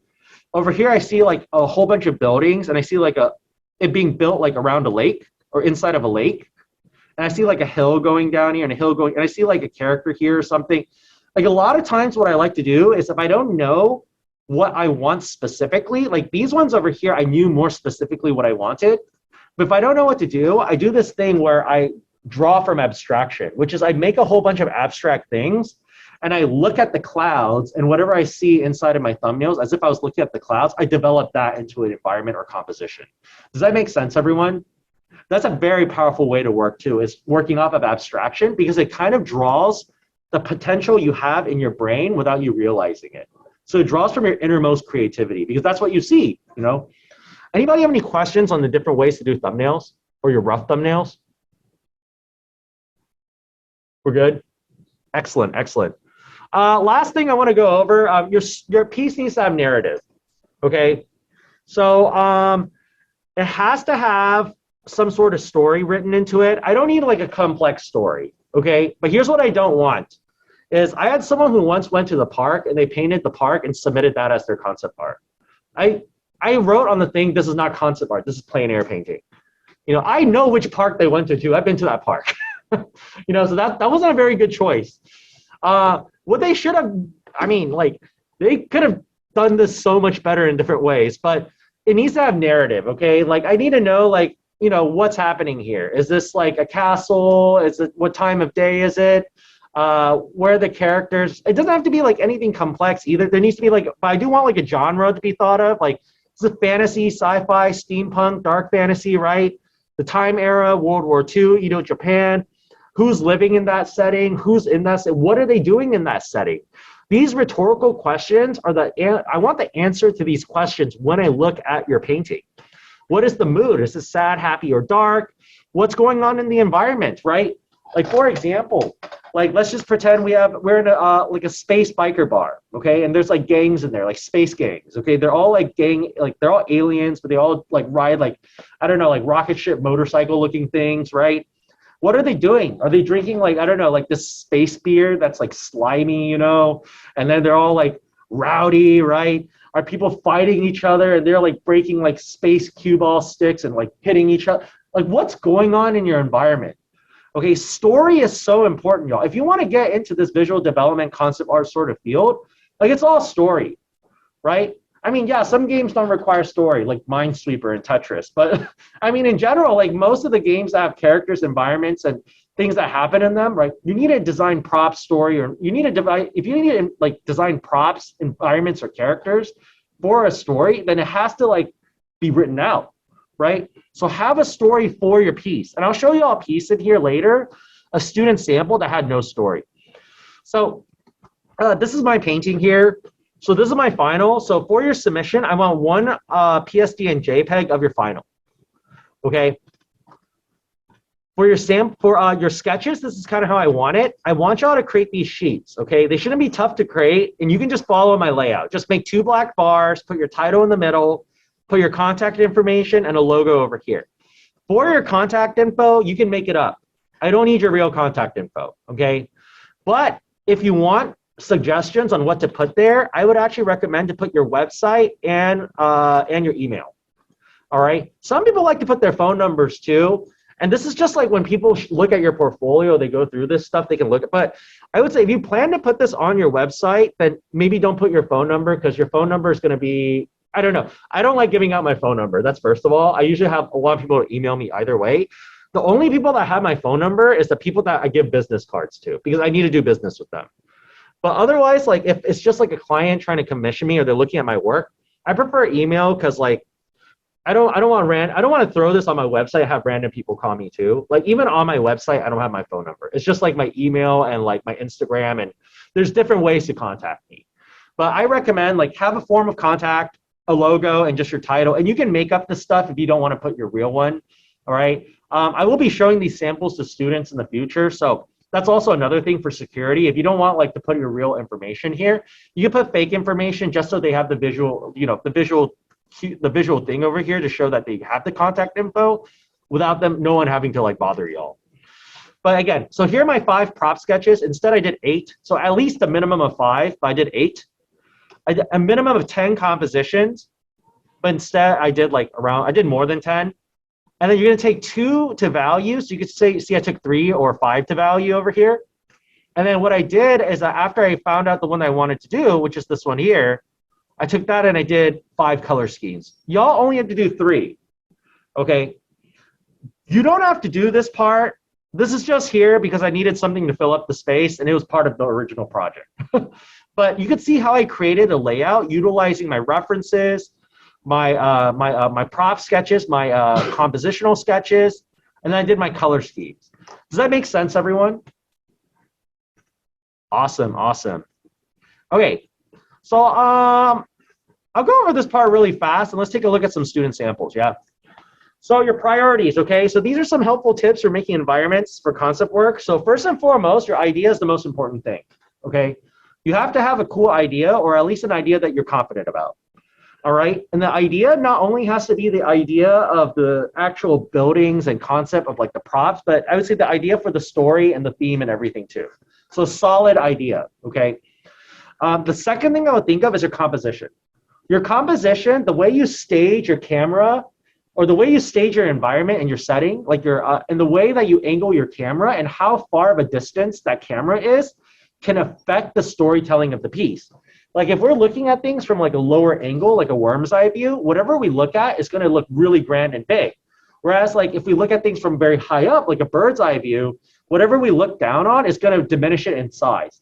Another way of thinking of bird's eye view is think of like, what is it like? They call it like God's eye view, because it feels like you're like a deity in the sky and everything is like below you, like literally below you and in rank below you. So it kind of puts things on pedestals, right? Or what if you had direct confrontation, eye level? Putting your environment on eye level humanizes the environment for us because now it's at a more recognizable camera angle that we see all the time, right? So these different camera angles, compositions, the way you set things up, even your compositional layouts, like a triangle composition shows power and strength, right? An S composition shows movement, right? All of these things are going to go and tell little bits of your story. It's going to be your general parts of the story it tells, and then the actual design of your props and the theme and all that, that tells the details of the story. Does that make sense, everyone? Awesome, awesome. And last but not least is your technical abilities, okay? By technical abilities, it's not your ability, it's more about your fundamentals, okay? And it's not your ability to like render the most realistic thing, but your ability to utilize your skills to create and execute a project that is harmonized throughout the whole piece to create to be a good to be a final product. All right. So it doesn't have to be like the most realistic concept. Okay. Like we looked at the Spider-Verse paintings. Like all those are like really flat. Right. Like maybe there's some perspective here, but look at it. It's all flat. Right. You don't need to have anything really complex. You just have to make sure that you can execute it. So other than that, I would also recommend do a lot of sketching and writing. Come up with your ideas first. Like if you don't know what to draw and you don't know what to do, like write down some ideas. All right. Do studies of your environment too. Like if you like fantasy stuff, go and draw some castles, draw some other like things that other fantasy artists draw too, dragons, right? Copy some of their work. Studying from the masters and just doing studies in general can help you out a lot more when you're designing your stuff and just making sure that you make things look right. And some positive indicators for your illustration, y'all. So concept art should make viewers understand the story and culture of the environment through designing of the light, color, shape, and form, and staging of the piece. So think about it when you watch a movie. Anytime you go into a movie, the first thing they show you is usually an establishing shot, right? And that's the environment, right? But think about some of the other shots where the characters are kind of smaller, but then where it's more about the environment. Okay, the way they introduce that piece, the way it's shot, the angle, the distance, think about how you can make your piece kind of cinematic too. Okay, technical indicators should show strong understanding of 2D fundamentals and design principles. And your focal point should always be interesting, and the surrounding elements need to support the focal point and the story. All right, last but not least, a good environment has good depth. Okay, your environment needs to show depth. Who knows the 4 different ways we can show depth? Anybody?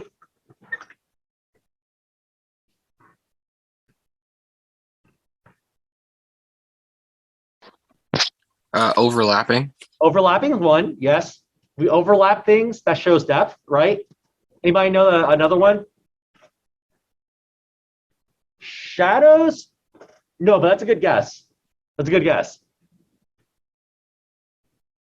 Yes, atmospheric perspective. So values, all right? Things that go further away are going to get lighter or darker depending on the lighting situation. Anybody know another one?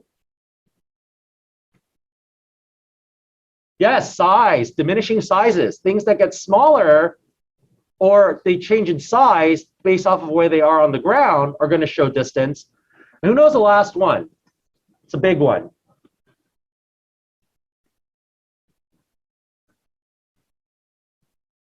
It rhymes with perspective.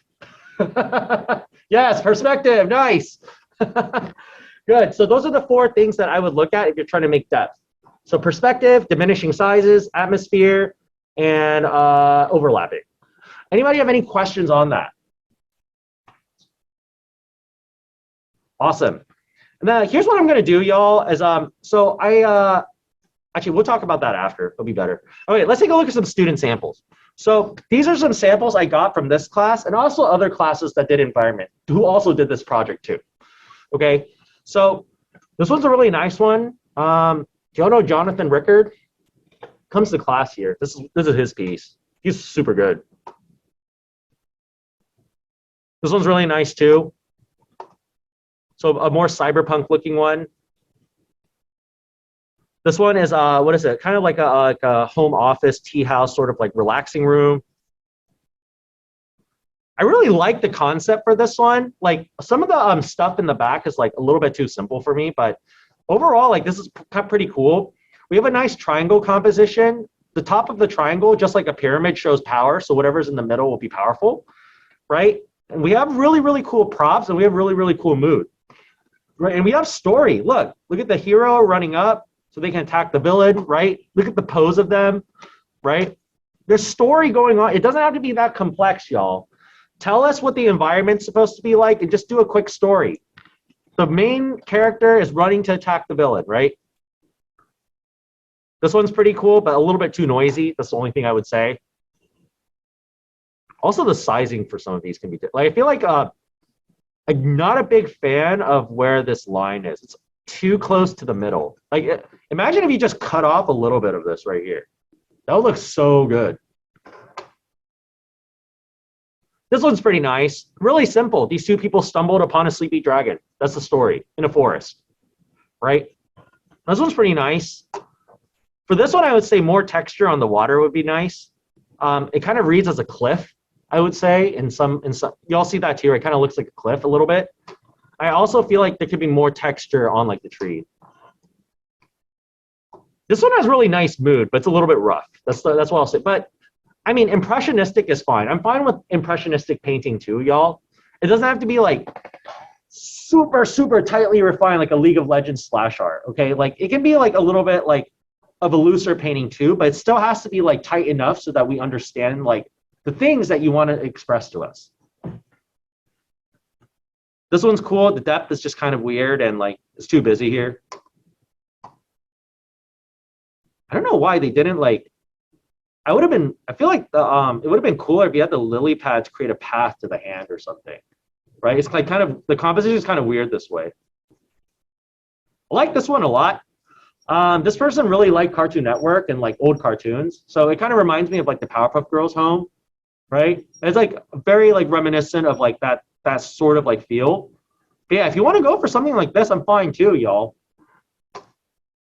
This one's cool. Just like some sort of like look at this. Like, what's the story? Like a shaman or a priest or someone is walking up to this waterfall, right? And then you start asking yourself, why is the waterfall glowing? Where are they? Why are there two planets in the sky? What's that city in the background? Why is there nobody in this place? Is it like secluded from everywhere else? Like something is mysterious about here, right? Like that's all part of storytelling, y'all. This one was pretty cool. Just the sizing was a little bit off for some areas. I like this one a lot. The only thing I would say is I wish there was like more snow on the mountains.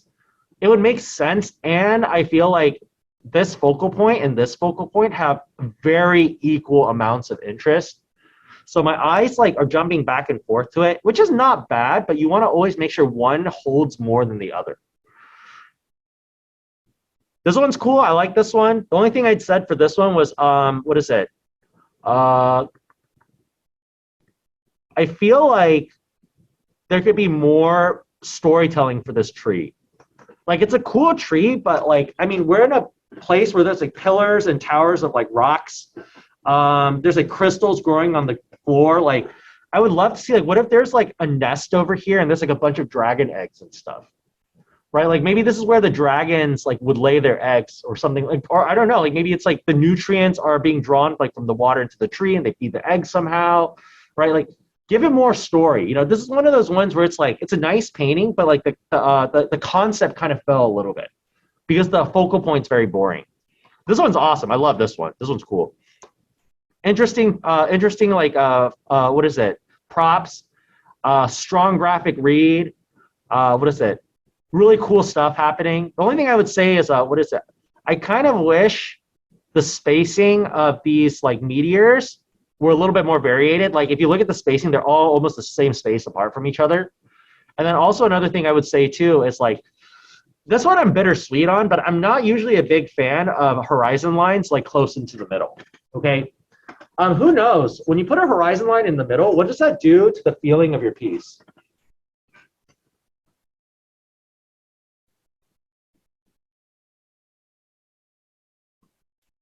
Well, let me ask you this.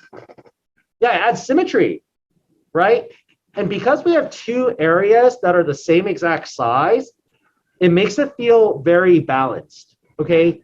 When things are very balanced, it gives it a very calm mood, like a very calm and relaxing mood. So when you are kind of slicing it in the middle, it makes everything a little bit more boring. Does that kind of make sense, y'all? Whereas when you lower or raise your horizon line from the middle, like it makes it a lot more interesting because it's a lot more dynamic in terms of like the spacing of those two areas. This one's really cool. This was like a Starbucks for like ghosts and ghouls. Watch your tangents though. This one had like a lot of tangents. This one's really cool. What is it? She did a character, and the character unfortunately has met their end over here. For this one, I love the painting, but there's actually two things I kind of want to talk about for here. The first thing is, how many of y'all knew what this was when you looked at it? Yeah, I had no idea the first time too. I had to have someone explain it to me. You might want to. I was like thinking for this one, it might have been better to maybe have a hand showing somewhere or some part of a body that helped us remind us that this was a person. Because at first I thought this was like a green patch of grass in the water when I first saw it, but like a different temperature. Another thing I want to talk about is the blur. Okay. Now, how many of y'all, I don't know if we talked about this before, but if we did, feel free to just answer it. But for blurring, y'all, when do y'all blur for a piece? And when do y'all blur for a painting? Anybody know? We talked about blurring a little bit, right? Did we? Yes, exactly. If it's supposed to look like a photograph or it's supposed to emulate a photograph, then you want to blur it. Like blurring is a photo and camera technique, not a painting technique, okay? What I would have because she had so many beautiful shapes and so many beautiful textures over here. Like look at all these, like look at the trees, they're just dots. But I can't really tell what it is anymore because it's blurry. Does that make sense, y'all? So don't blur your image, okay? I would recommend y'all, like don't even touch the blur button unless like the goal is to actually make it blurry. Like if you're working on something that's supposed to be blurry, then that's fine. But in general, like, yeah, don't do this, okay? Because everything would have looked like the way it does inside of this light. And look, imagine how beautiful that would have been, right? I love this one of my favorites. For her concept, she was just like, I'm gonna make my dream room. So she just drew out every single thing that she wanted like in her dream room. For her situation, she had multiple props, so she designed a lot of them. So she did a really wonderful job. This one's cool too. A little bit boring, but I mean, it works. This one's a nice painting, but what's the story? There's no story, right? It's just a swamp. For this one, I was like, you need to put like I would love to see a boat with someone in there, and then maybe a monster like rising up from the water, or maybe like something in the distance, right? Like something has to be in here, like, but there's no story. So push story, y'all. This one's cool. I like this one. A little bit weird in like the perspective and the depth of, and the form of some of the rocks, but overall they did a really good job. Again, I would be careful of blurring. This one's not as bad, but still, like I would be careful of blurring. This one's really, really cool. I like this one. Only thing I have to say is I wish this rabbit on the bottom left was in the style of this rabbit on the right. Like they look too dissonant from each other. This one's really nice. This one turned out great. This one turned out awesome too. This one was pretty cool. It's kind of like a very surrealist feeling painting. Like when I look at it, like it gives me, I don't know about y'all, but it does give me a very surreal feeling, right? Yeah, right. It's a huge teddy bear, but everything else seems to be like normal size. For this one, the number one thing that kind of bothered me was I feel like we could maybe have a couple of like tree branches sticking out here that keep us in this image a little more, because everything is kind of making me want to move out of the page when I reach up here. And the second thing I would say is like there's not really as much story as I wish there would be. Like I would love to see something happening with the teddy bear or have a character in there, right? Maybe they're doing something like maybe like the teddy bear is like cut open and you can see like all the cotton coming out and you can see the person bringing the cotton back into the home, right? That's something that's story right there, right? This one's cool. This one's cool. This one I would say I wish it was bluer. That's pretty much it. Oh, that would be cool too. That'd be awesome. This one's nice. This one's more character focused, but she still did a lot of cool things in the environment. This is like very borderline like character illustration though. Just want y'all to know that. Like this is like where it starts becoming a lot less about the environment, so I would just be careful. I would say like try to make it more about the environment. For this one, it's kind of similar too. Like this one is where the character is the focal point, and we still get a lot of the environment, so it's pretty environmental, but it's definitely not as much about the environment as the character, you know. But this is okay. This is fine. Just be careful. This one's great. I love this one. Look how simple this is. I want to ask y'all, is there a lot of perspective in this one? Not really, right? Maybe with like the shadows down here and the lights. Maybe with the characters walking, but I mean, look at the house. It's just flat. I could get a kid to like draw this thing without the characters, and they could probably draw it. You don't need to have complex perspective and all that stuff to make something cool. Okay, I'm not saying don't learn perspective. You have to learn perspective, okay? But you don't need to make something crazy, crazy, crazy all the time for it to be cool. All right, something simple can also be like for this person, the drawing was simple, but look at the colors, look at the brushwork, look at the storytelling, right? Everything about this just makes it a lot more fun to look at.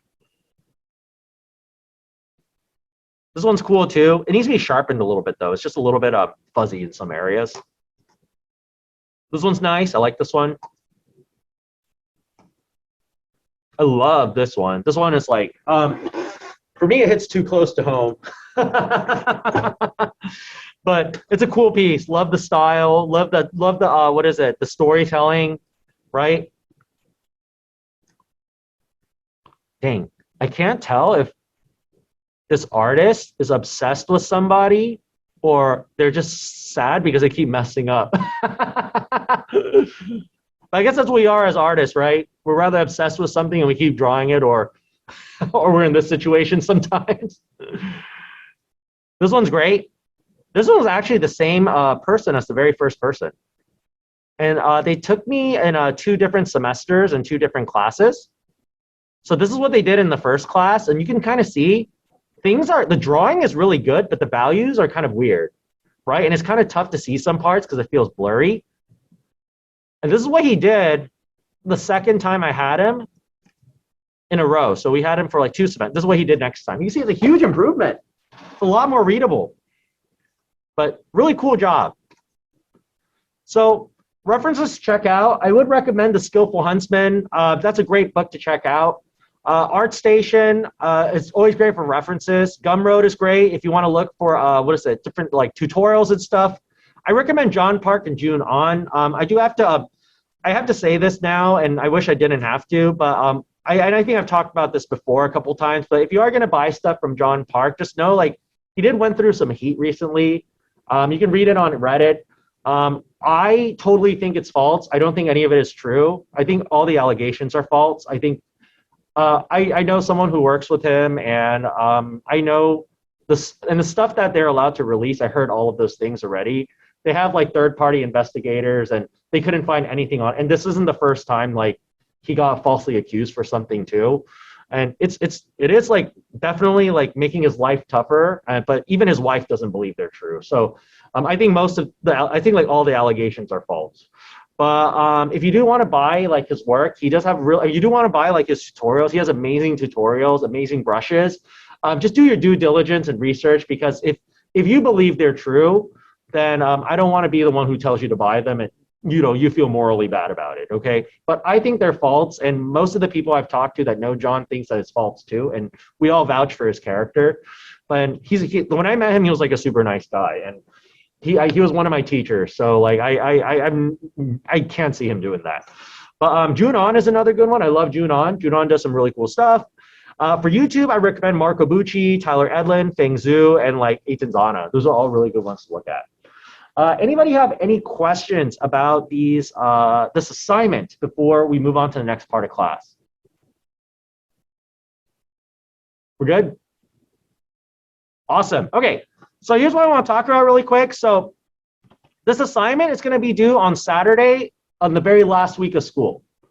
Okay, earlier for project 3, there was a typo that said the same exact thing. So Saturday on the very last week of school. Originally, what is it? That was, I guess, like originally I said that was a typo, and originally I did want to set this at a different date, but I did some thinking over the break, and we only have like 9 to 11 people in the class. So what I will do is, I will allow y'all to submit project 3 and project 4 on the same day. Okay, so the only thing I have to figure out is, what is it?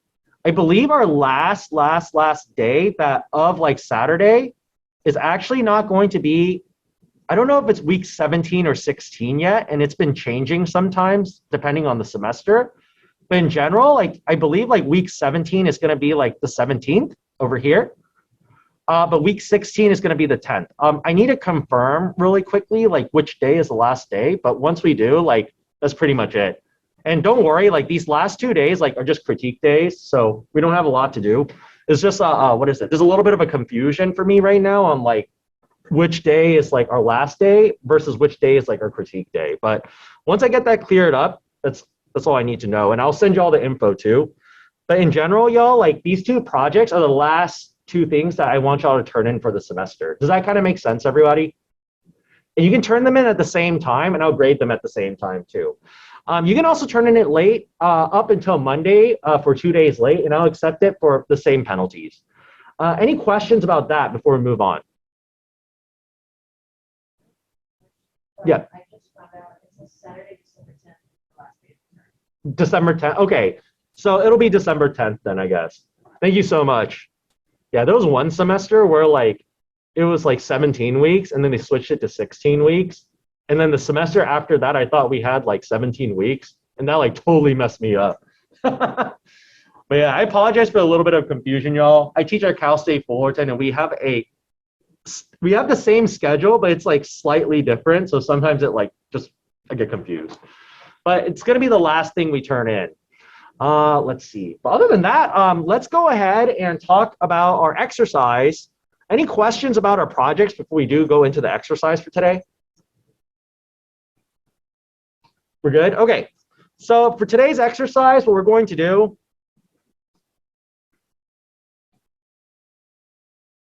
so it's going to be a project 3 exercise, and it's going to be something just to kind of jumpstart what project 3 is going to be.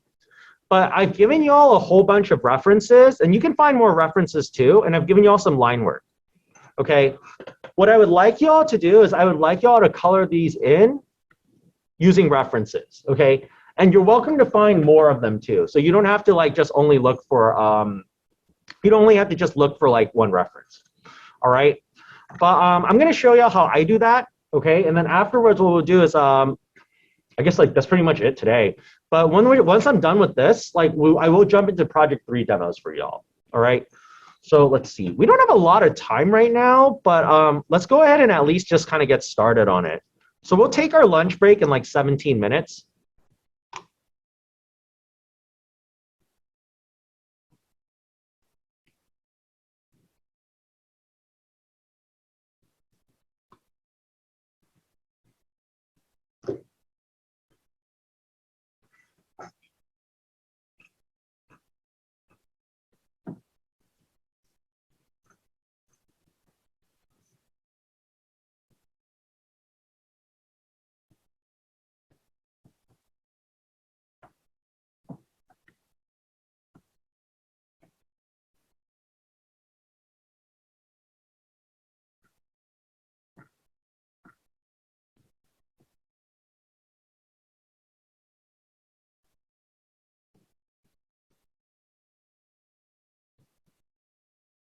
All right. Oh, by the way, for those of y'all in my drawing class, I am so sorry. I forgot to put up the video yesterday, but I'll put it up during lunch. the recording for Wednesday. Yeah, I'm super sorry. It's just been like so busy. Like the whole wedding this week was like just such an insane add to the calendar.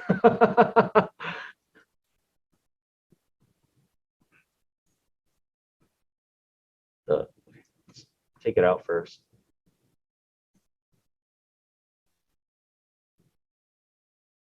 Nice. Okay. All right. So for this assignment, I would like y'all to color this in. Okay. I'm going to be pretty open about how you want to do it. All right. But I do want y'all to try to make it like push it more towards the realism side as a goal. Okay. So move towards that direction. But the color you want to choose for this and the way you want it to look and all that stuff, like that, whatever you want the signs to be, that's fine. All right. But I will show y'all a little bit of like techniques in here. Some of them are going to be photo texturing techniques. I'll do a little bit of photo bashing too, nothing too crazy. Like maybe for this sign over here, I'll find a sign that we can use. But in general, y'all, like all I want to do is just kind of show y'all, if I had line work, how would I take the line work and start working on like the colors? And how would I get rid of the line so that I can get like a really nice, like sort of like, you know, painting, right? So I'm going to start off by just kind of clicking this over here. And then we're going to go ahead and just make a layer. So if we click on the lock, it gets rid of the lock. And I always make a duplicate. We're going to turn off the original. And we're going to lock the original, actually. And let's go ahead and make another layer. I'm going to go ahead and go here to the original layer now. We're going to set the original one on multiply. So that way, anytime we color anything, like we'll still have our line work. So you can see over here, like our line work still stays.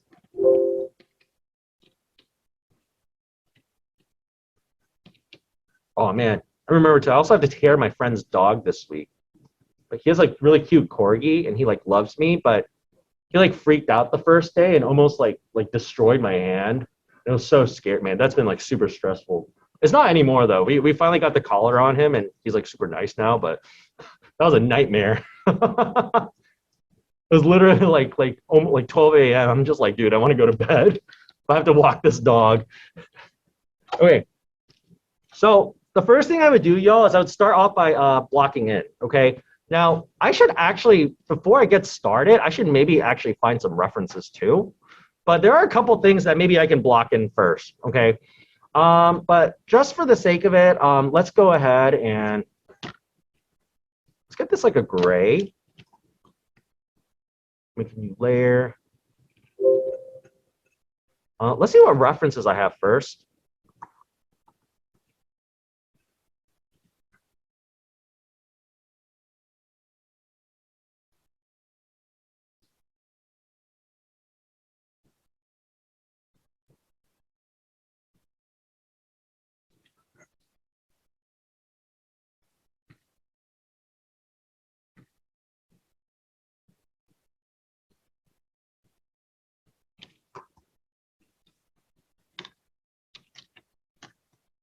Then let's go to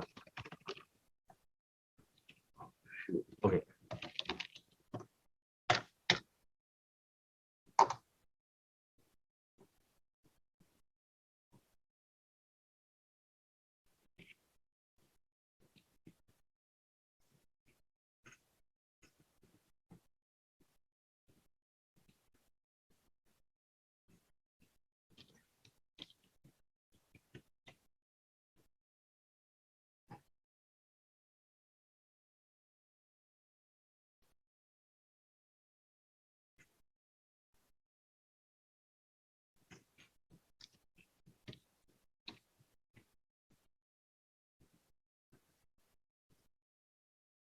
So y'all go to window, arrange, and you go over here. You can actually set this up like this. So that's kind of nice. Oh, I already showed you all this a couple times, I think. So yeah, we can just do that.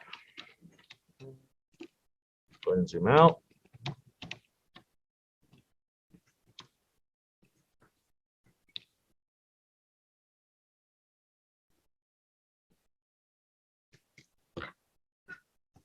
Layer.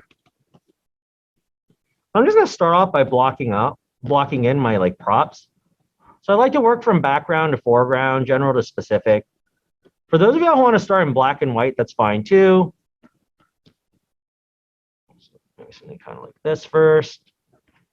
Make a new layer. And you know what? Actually, like what I want to kind of do is on this new layer, let's actually like block in like everything with like a gray first. Now what I want to do is with that is I'm going to use that kind of as like a selection tool. So that way when I go back and I like paint these things, I can just paint inside of these like silhouettes.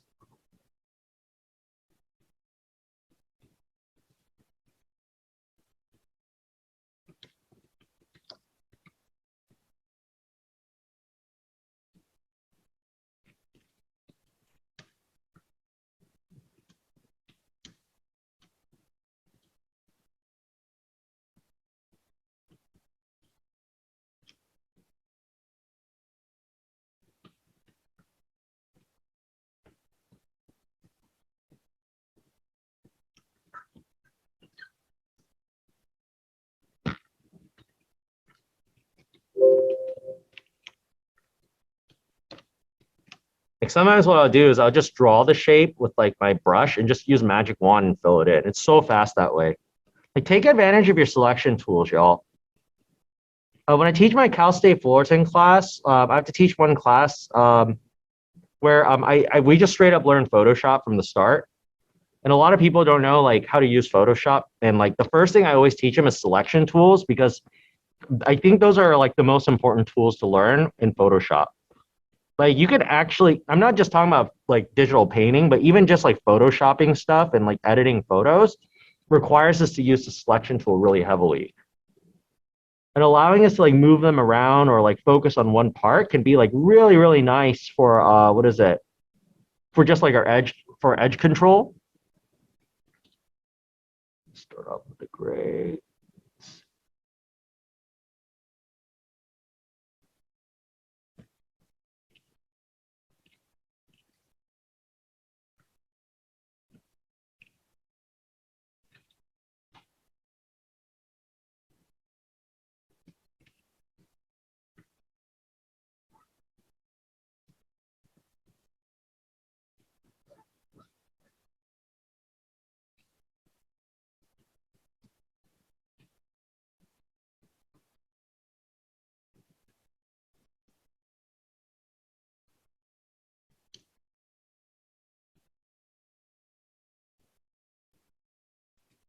Okay, perfect.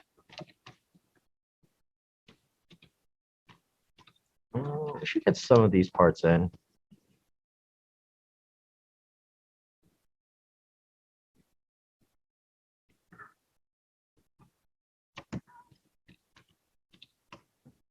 Okay. Let's go back to our grass layer. I'm going to lock the line drawing layer. Let's just go ahead and get these parts too.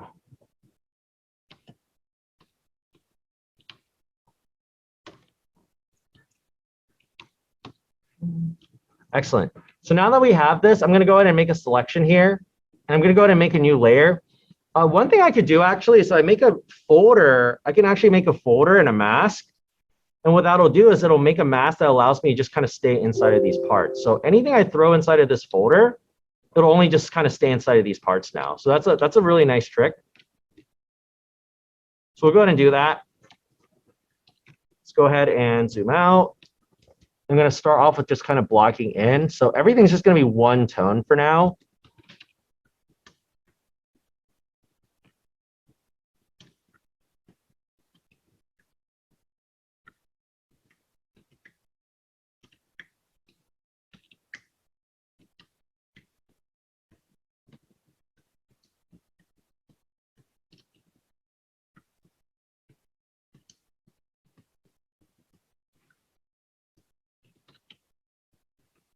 Okay. Let's see.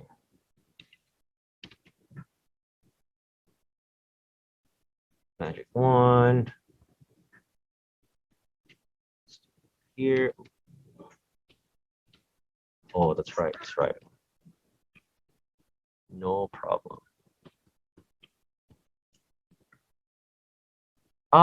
Good to know, y'all. I usually don't zoom up. I usually don't zoom in too quickly. But in this situation, whenever I block in stuff, I do tend to zoom in a little bit more, just so I can get my block ins like really nice.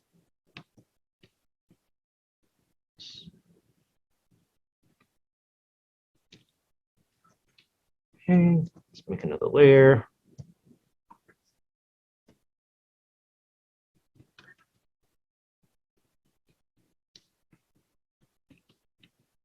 Choose our selection tools actually.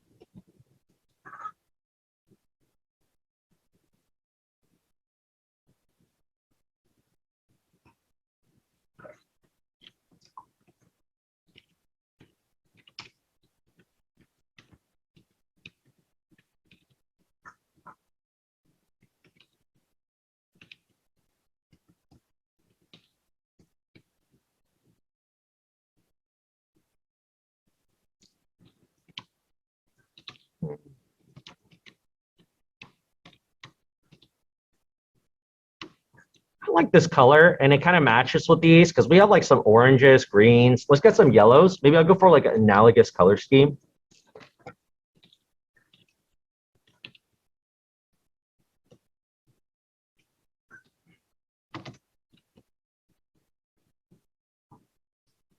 Maybe on the other side somewhere, I just want to maybe use some yellow too, but not the same kind of yellow. So like, that's two. There we go.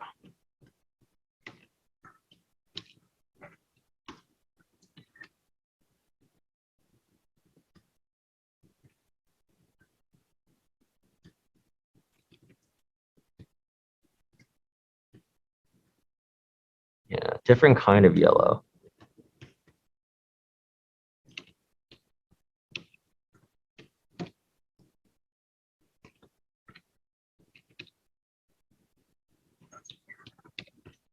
Now, one of the reasons why I'm trying to have two yellows on each side is because I'm trying to balance my colors. Like if I have yellow on one side, then I might want to have yellow on the other, but I try not to use the same yellow so it doesn't look like too like, you know, too like it doesn't look exactly like I'm trying to like make the exact same thing. So a lot of times what I'll do is I'll just kind of just grab a yellow and I'll make a different kind of yellow and just throw that for the other side. And because we have the green and orange in the center, like we have green up here and green down here, there's a balance too. But since this is the only thing that's orange, our eyes will tend to go here. So one thing I could also do is I could also like set this in a way where like the light over here has more colors and it brings this here as the focal point. So for example, let's see, man, I kind of want to use red here though, because I do want like a sign. I guess before we do that, let's go ahead and just kind of get all of the wooden beams, or the wood poles. And then for these ones, I'm going to make them very desaturated, like this kind of brown. Anything that's brown, black, white, or gray is considered neutral, and you can utilize these in any composition or any color scheme.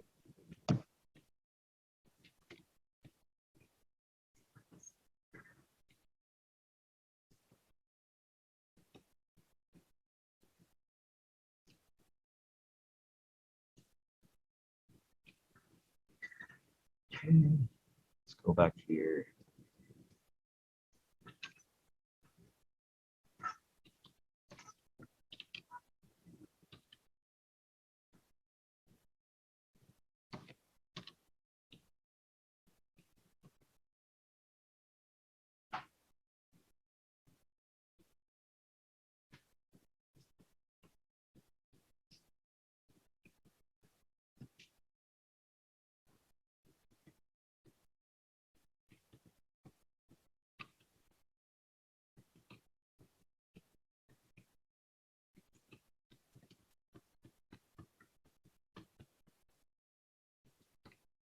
Now I would also get all your rocks and stuff too.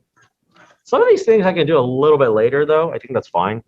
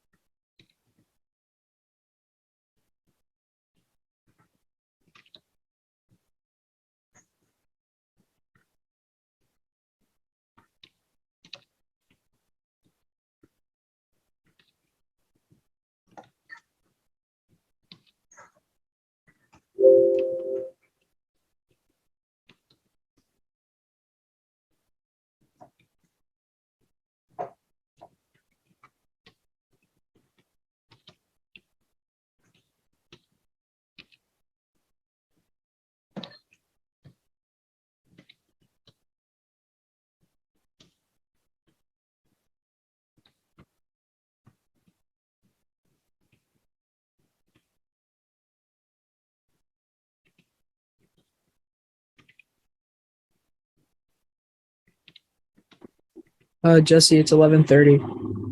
Oh, thanks. Okay. Let's go ahead and take a quick lunch break, y'all. Let's come back at 12:30, and then when we get back, we'll go ahead and continue this. And thank you again for the reminder. Also, a quick heads up. So, actually, go get your lunch first. We'll talk about it after. So I'll see y'all at 12:30. All right, and then let's see.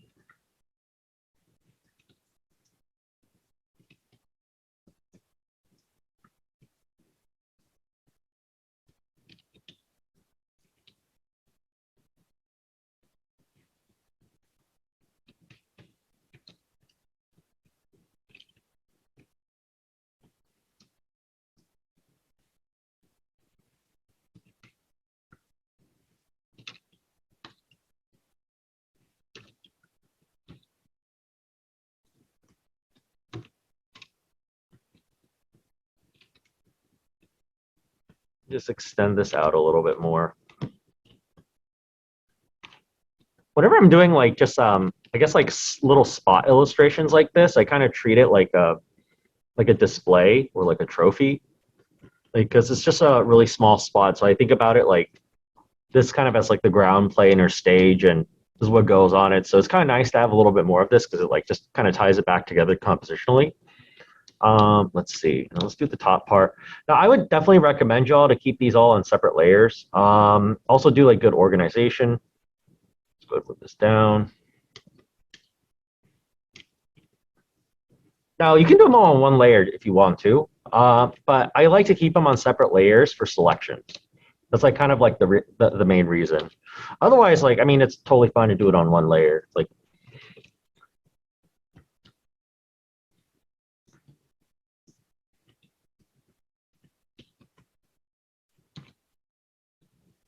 it's like over here, what I'm thinking is like, I kind of want like,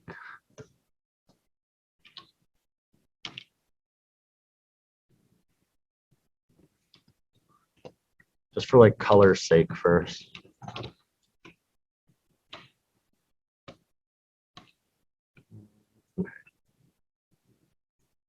So maybe like a,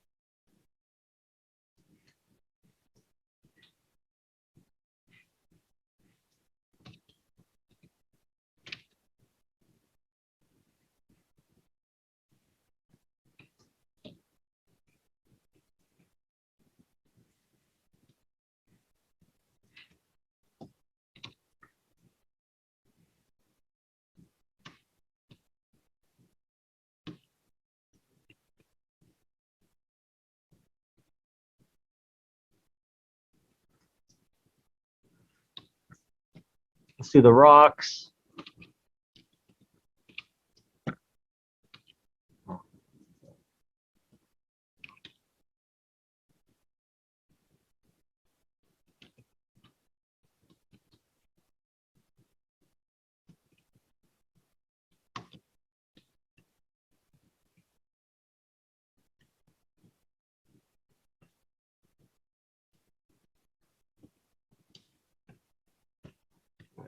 Go.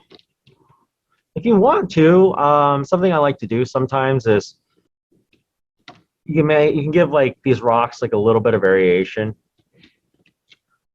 You just like tone them down a little bit. Or even if you want, you can add a little bit of temperature. So one trick I like to use, I'm gonna press Command H, that'll hide my selections. I'm gonna press Command B or Control B. And I'm gonna go ahead and kind of slide this a little bit bluer. And you can see like that gives us just like these different temperatures that we can play around with. I try not to stray too much away from like the actual gray we have, but if you want like a little bit of like color variation, that's kind of a nice way to like add a little bit of color variation.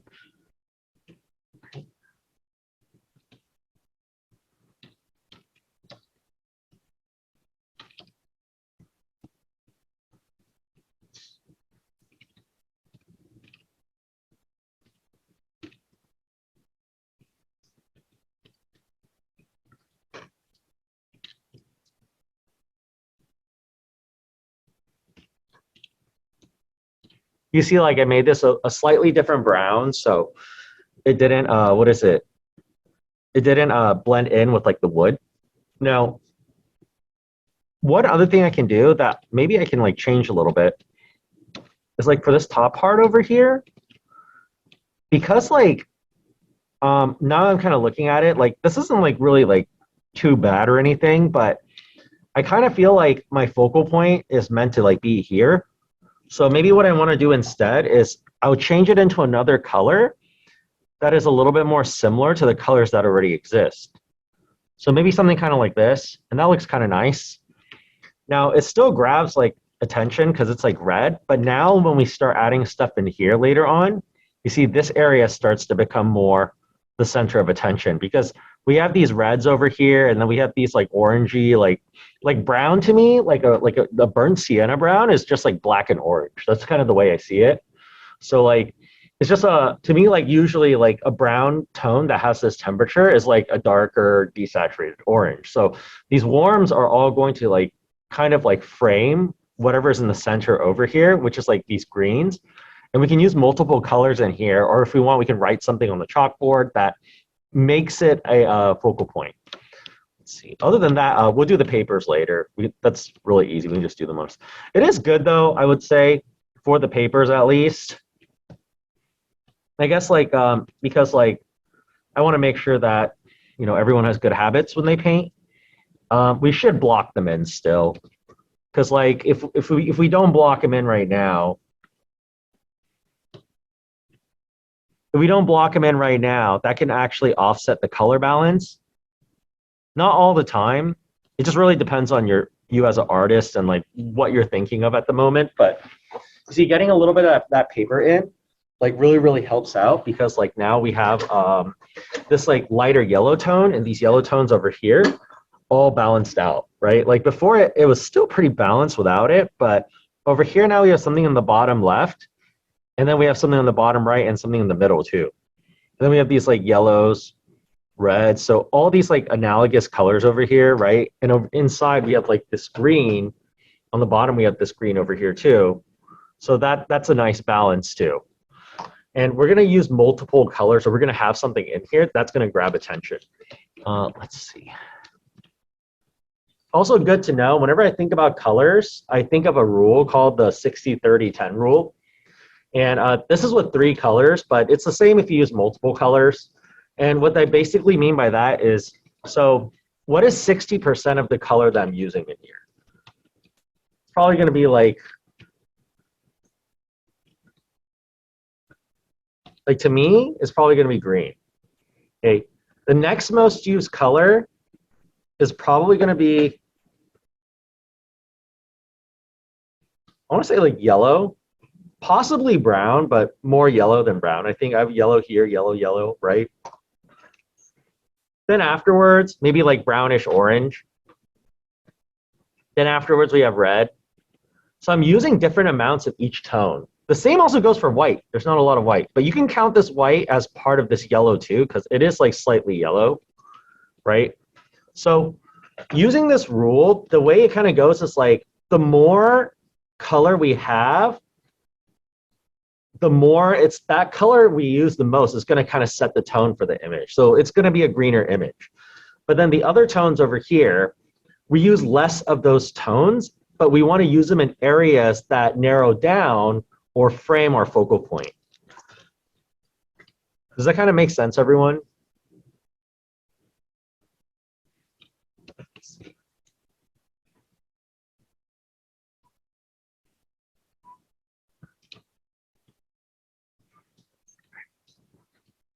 Just for reference sake, I'm going to copy the lighting situation over here. I think that just makes it kind of easy. So there's 2 ways I can do this. I can go ahead and use a multiply layer to add the shadows, or I can go ahead and like paint each one of these things individually and add the shadows, okay? Now, whichever way I want to do, like it's there's no right or wrong, okay? But they both do like present me with different like situations that I have to solve. So if I do decide to use a multiply, it makes it a lot easier for me to get all my shadows. but I have to merge everything down afterwards, and that could destroy my selections really early. All right. Whereas if I do paint everything one by one, it may be a little more tedious, but it will save me those selections. So for now, I'm going to paint them one by one. So I'm going to go ahead and press this button. It kind of just locks this layer over here. But I'm not going to paint them one by one in a sense without a plan. Okay, so let's actually lock all of these. But I'm going to lock them using this over here. Like it's like this checkerboard. And I'm pretty sure I talked about this a couple times, but it just makes it so whatever, like for example, if I'm like on this layer here, if I'm on the box layer, right? And I color in it, it's not going to go outside of this like this what is it? It's not going to go outside of this this silhouette. So what I can do is I can basically just work within this. Now, what I want to do maybe is I'm going to go ahead and just start off with like light side, dark side. So again, just kind of looking at this. Oh man, actually, let's change the lighting because I kind of want the light to hit. I kind of want the light to come this way so that this area becomes more lit up. So let's do that instead. You can follow this light if you want though, that's fine. But I'm gonna go with, what is it? Coming from like the top left in the front. Okay, so in that case, I'm gonna go ahead and start off like this. Let's grab this color, we're gonna make it darker. Now, if you're scared, you can go ahead and make a new layer first and just make a selection and hide it. And the first thing I kind of want to do is I'm just going to go ahead and add my shadow. And I'm using this kind of as reference over here. Just my cast shadow. There's something kind of like that. Actually, in fact, you know what's actually better is if we actually go ahead and right click this and we make this a clipping mask. And now that this is a clipping mask, it's never ever going to go outside of the box layer, even though we don't lock it, because it's clipped to this parent layer as a silhouette. Anybody in the class have no idea like I guess like, is it anybody in the class confused about using a clipping mask? And this is your first time seeing one. I can do like a quick demo on clipping masks. Anybody want like a quick demo on it? We're good? Okay, so everyone can use clipping masks. Okay, so if everyone can use clipping masks, I'm gonna do the same over here. So I'm just gonna go ahead and make a clipping mask. And I would do it to the chair next. And if we look at the chair, I'm just gonna grab the color here and you see it's kind of like a green, right? So what I wanna do is, because I'm kind of referencing this chair and its colors, I'm gonna go ahead and grab that green too. And for that green, it's gonna be like our shadow, right? So with that in place, we can go ahead and get started. By the way, I would like y'all to not eyedropper any of these things. I know I just did that, but that was just more for like the explanation of, or like just like the demo of just showing that, you know, it's greener there. But I would like y'all to definitely, what is it? Try to eyeball these and just practice. And I'm gonna go ahead and erase these parts so it softens a little bit. Now, when I'm trying to work in this method, I want to make sure I get my lights, my mediums, my darks, all that kind of stuff. This one's not going to be too tough. It's like a clipping mask. The beauty with working this way is it is kind of tedious, but if you do make clipping masks, it can save you a lot of time. Like even like this orange over here, like the shadow I'm adding, I don't know like if this is like what I feel like. I don't feel like this is the best tone for the shadow. So something I can do is I can go over here, hue and saturation, and just work a different like value, temperature, whatever I want. I can go to like my color balance by pressing Control B. I can adjust however I like.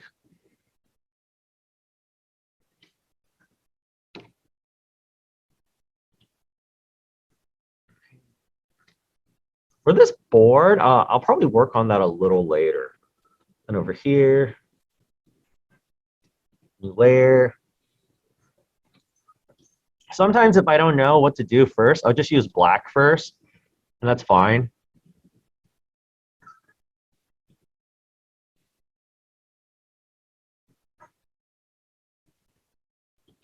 Yeah, we keep that black actually. Work better.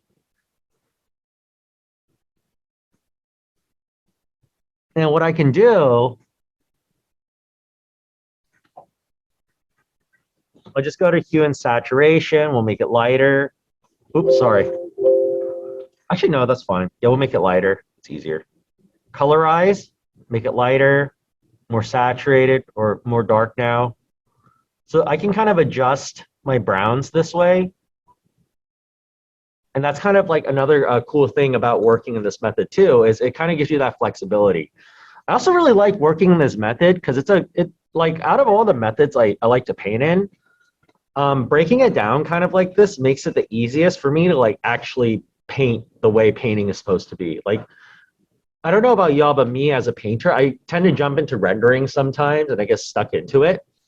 And when I work in this method, it forces me to kind of jump around to different parts, and it forces me to just kind of be like, okay, these are the shadow shapes I have to layer on top. These are the medium like value for these are the medium form shadows that to lay on top. This is how all the reflective lights look. So it makes it a lot easier for me to like actually adjust what I'm trying to show.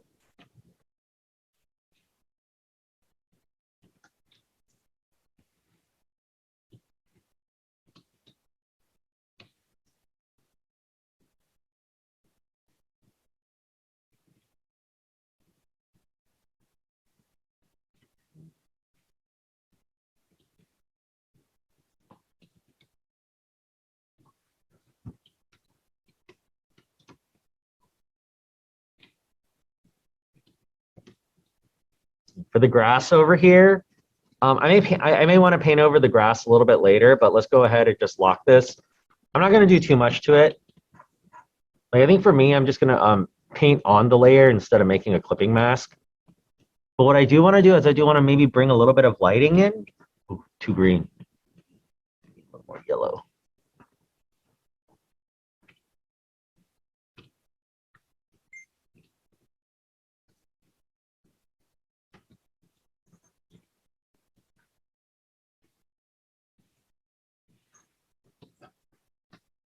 Throw in a little bit of texture too. So if y'all have my brushes downloaded, this one is the small round texture. I really like this one wherever I want to add a little bit of texture into like rocks, grass, things like that. And then we'll draw some like blades of grass sticking out later. For now, we just want to like just build up a little bit of texture and just get our values in. Same for this one. I'm going to grab my noise brush, just make it a little bit brighter. And we can go ahead and just add a little bit of value here first. Let's grab a little bit of texture. This one's the dotty one again from the grass. And we'll break up this texture too, because I don't like having two of the same textures next to each other. But it's okay if I want to build up a little bit of texture first and then just break and then just separate them after. I think that's okay. For the rocks, let's go ahead and make a clipping mask.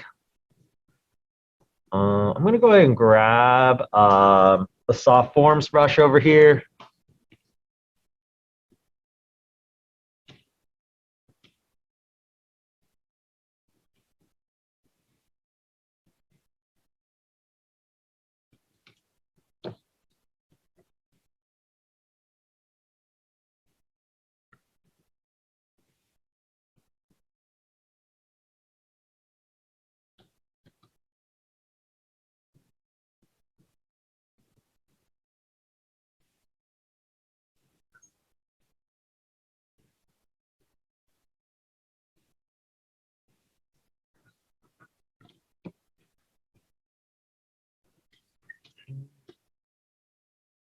These textures over here, we'll deal with that later.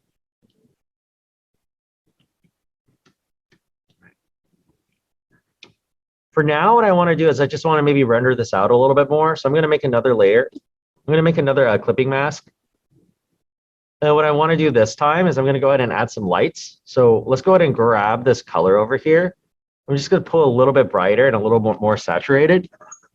Let's go ahead and like pick out some of the areas that we want the lights to hit.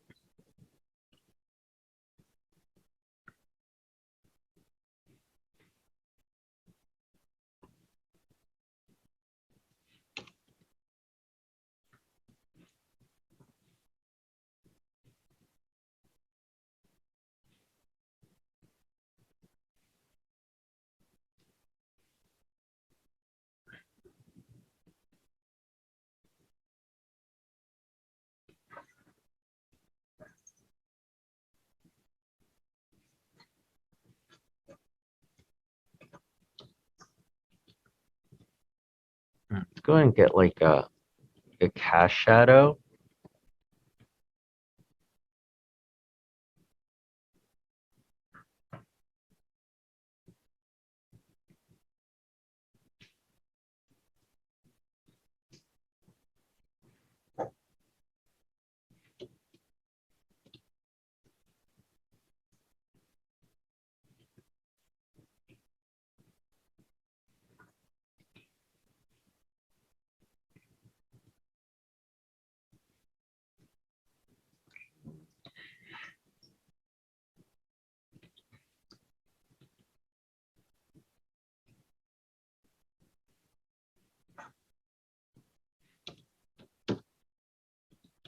Let's go back to the shadow area.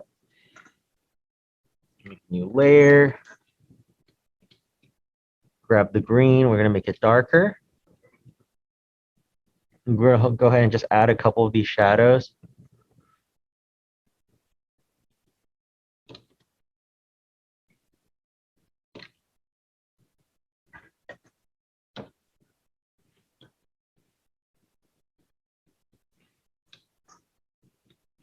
And the same kind of like over here. We're going to grab these like lights. Grab a different brush. This brush is kind of a little bit too thick. Use like a classic round brush.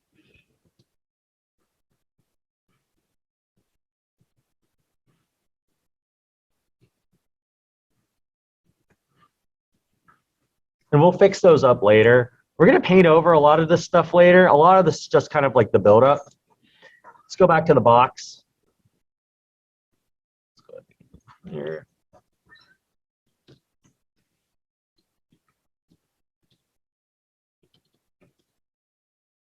Add a little bit of noise.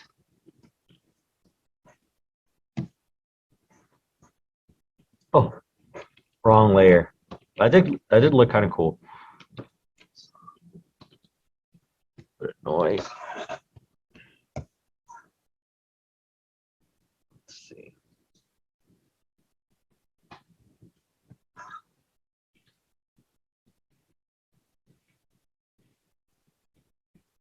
This one.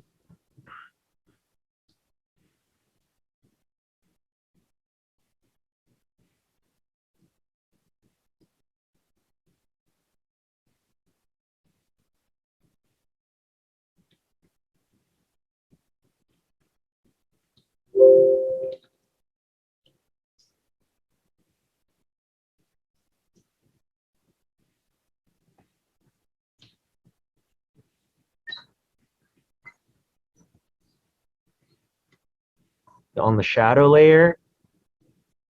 Now I eventually want to like merge these down again, so I wouldn't be like too committed to I wouldn't like try to make too many I wouldn't like I guess like what I'm trying to say is I'm gonna merge these down later. So I just want to make sure that I get all these things right before I do that. And what I want to do is let's maybe like make this a little bit lighter. Let's go ahead and add a little bit of shadow. So on a new layer, I'm going to go ahead and make a selection here. I'm just going to hide it. And what I can do with this part over here is I can start distinguishing some of these shadows a little bit better from each other. Or I can start adding a little bit more value into some of them too.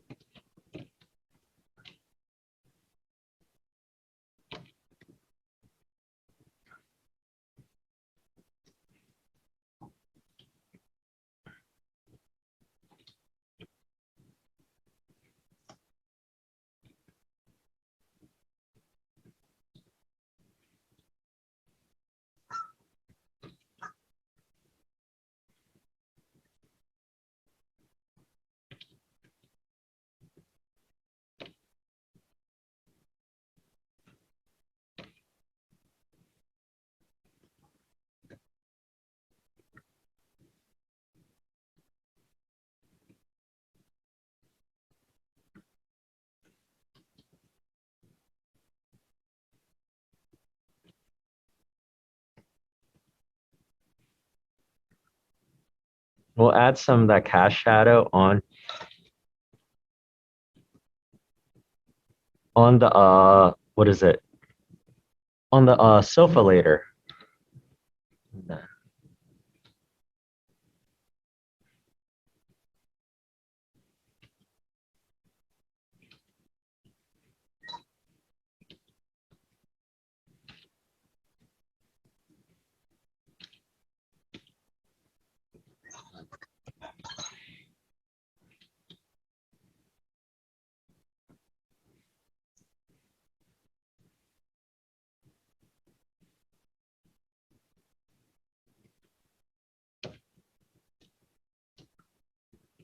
Let's go here. Let's start working a little bit on this part too. For this part,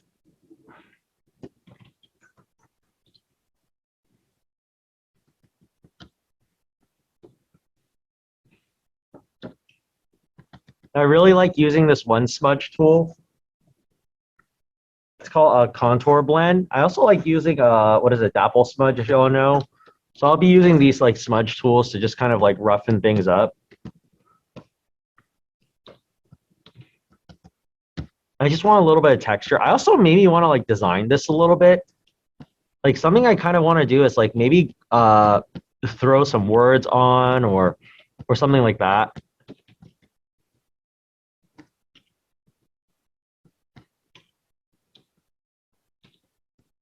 Maybe some like chalk smears.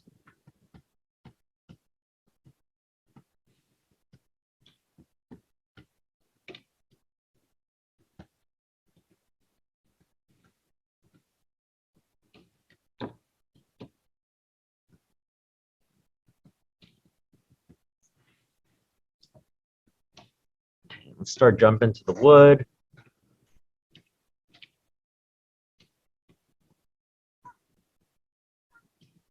I'm going to merge down the wood and its shadow. And then what I kind of want to do is I want to start working on some of the texturing.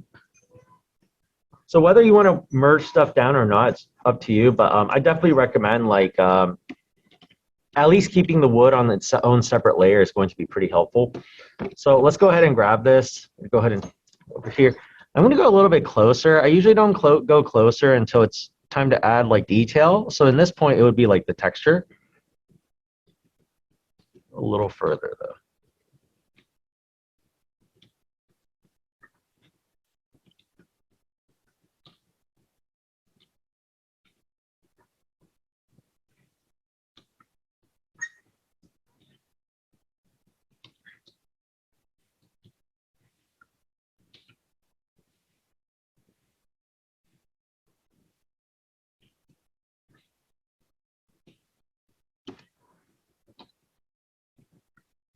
For those of y'all wondering, I'm using the round brush. No transfer, no opacity. It's one of my favorite brushes, actually. It's like a hard round brush. You can't be bolder than that.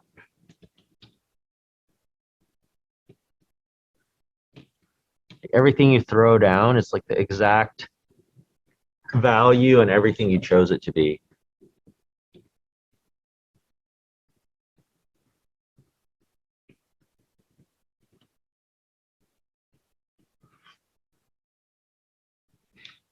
This part we have to erase a little bit later, but it's okay.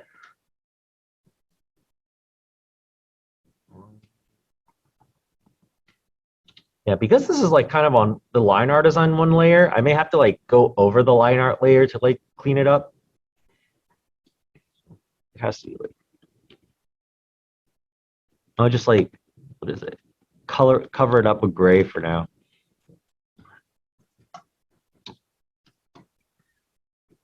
And over here.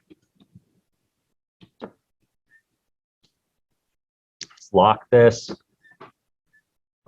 Let's grab some soft round. There we go. Color dodge. Oh, well, that's kind of cool too, though.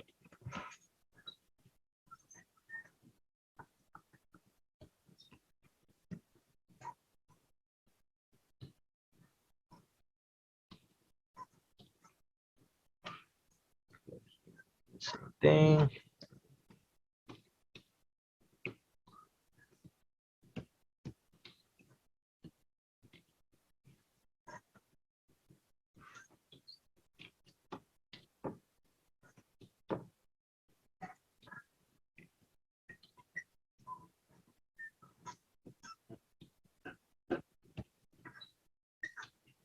back here. Anybody have any questions? We're good? Then I will probably take a break at around, what is it? Around like 1:30. We can also power through the class. I'll ask y'all when the time comes and we can decide if we want to take the break or not. We power through, I'll let y'all out, what is it? A little bit earlier. Some of these parts need to be blocked in a little better. Go.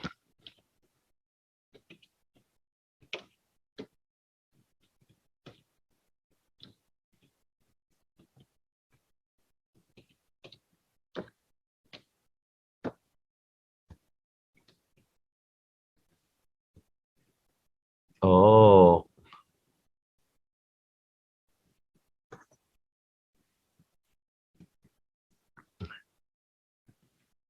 No, that's like this. I see a little bit of texture, so it kind of looks like when light kind of hits this kind of wood or like this kind of like finish for the wood, the textures get a little bit brighter and some of them stay a little bit darker. So maybe that's something that I can try and imitate from here. So I'm just going to go ahead and like grab that. It tends to happen in areas that have a little bit more light hitting it. So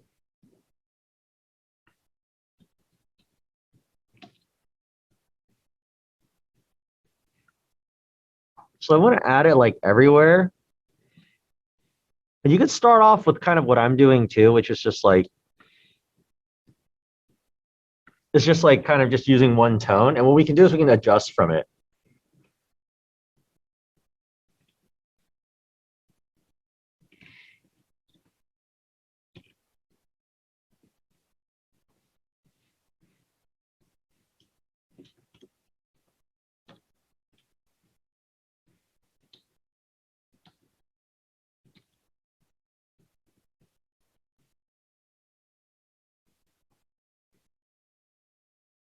A little bit, like hint it.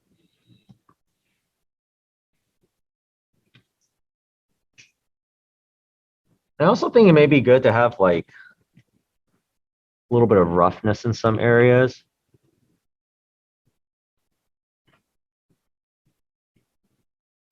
This isn't a junkyard, so let's just kind of rough up some of these.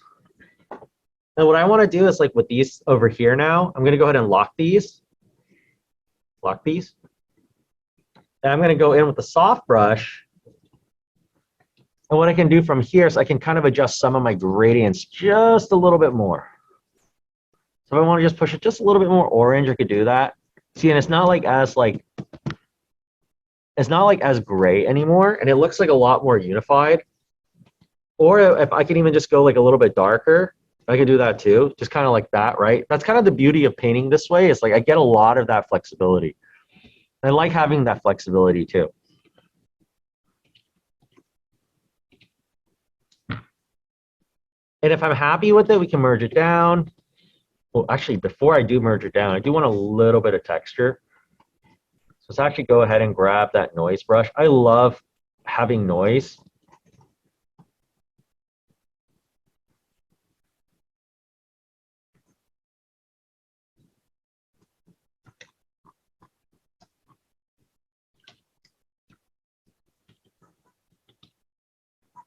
A little bit like, you can feel dirty a little.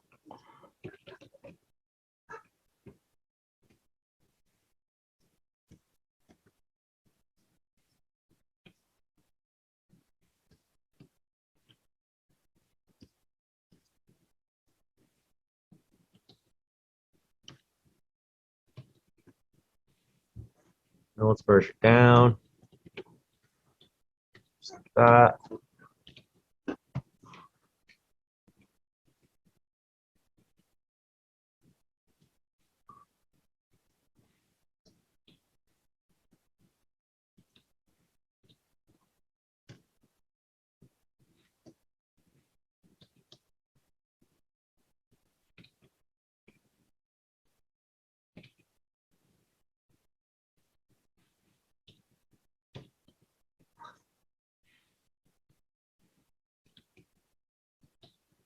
little bit of depth.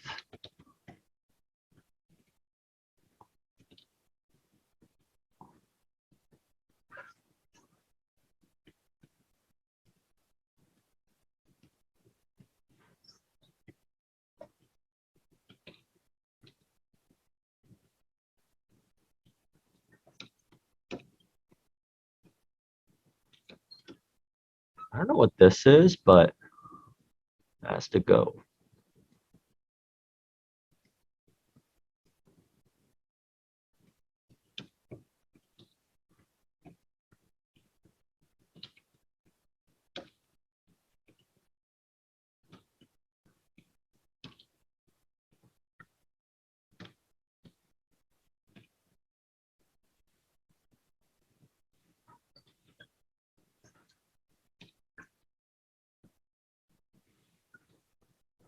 So just to kind of show y'all a little bit of like photo bashing, this isn't going to be like anything too crazy. Like you can unify. So like,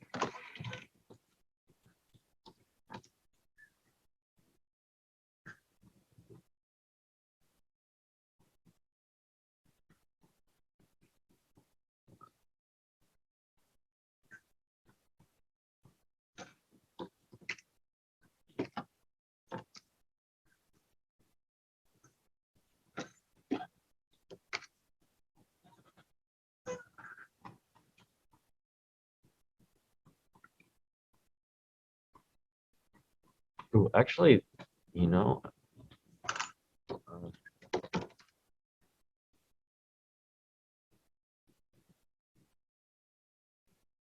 let's see.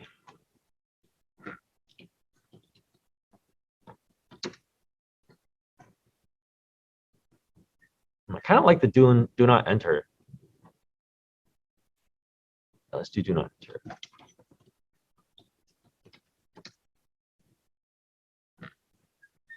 It's not like usually a circle. It's usually like a.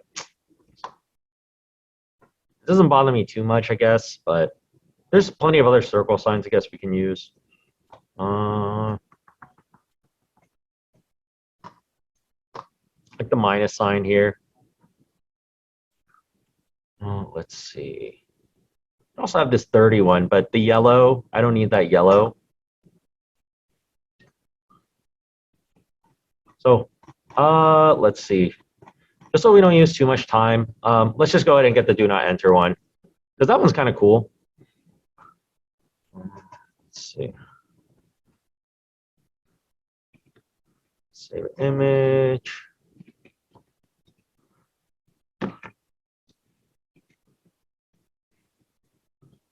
Now, usually you'd use these with like actual photos, but I mean, I guess it kind of works either way. What I want to kind of do, go ahead and grab this, let's close it, let's paste it, let's go ahead and resize it, but this time let's move it all the way up. I'm going to keep it like higher up.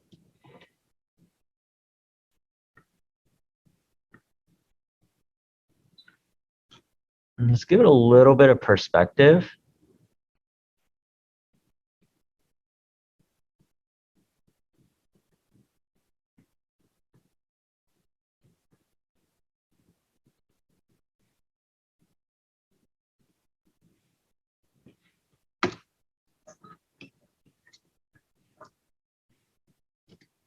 Nah, that doesn't look that good at all. That's part of the process, right? Let's see. Maybe no parking.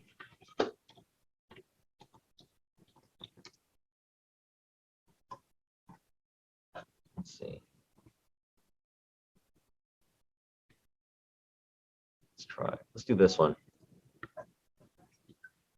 I think there's too much red. It was just like taking over so much. I guess like adjusting the red could definitely help too.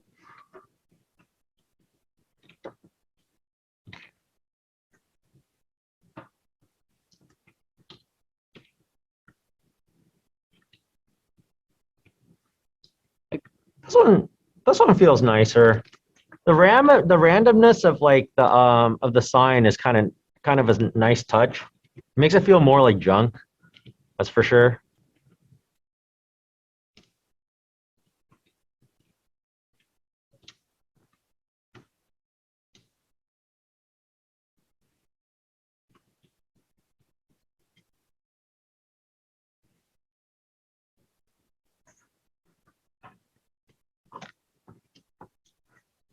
Okay.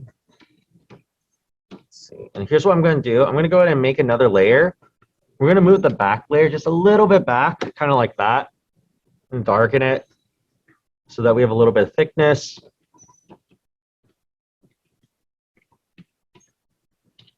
A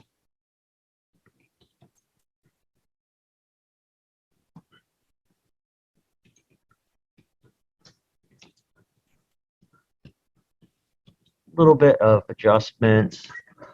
Let's also like beat this up a little bit. Like for example,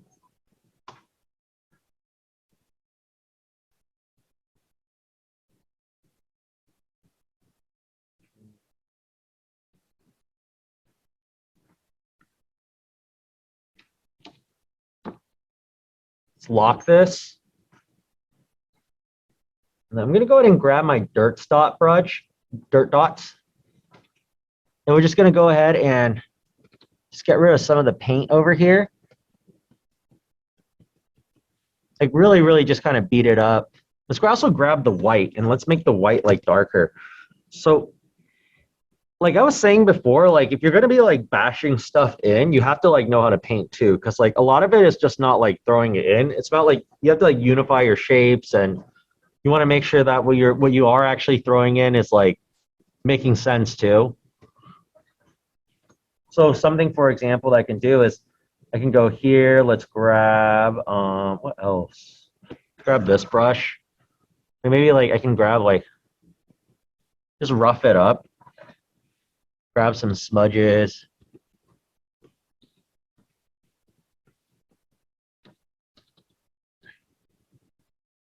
And we can even throw in some rust texture later. And also grab this red right now. It's way too red. It could be a little redder than that. Maybe what we can do is we can like mess up the red a little bit. That'll be kind of nice. Ooh, too much. Yeah, like make it like uneven. It gets smudged in some areas, and some areas like okay. Anybody have any like questions? Anybody like kind of confused or we're good?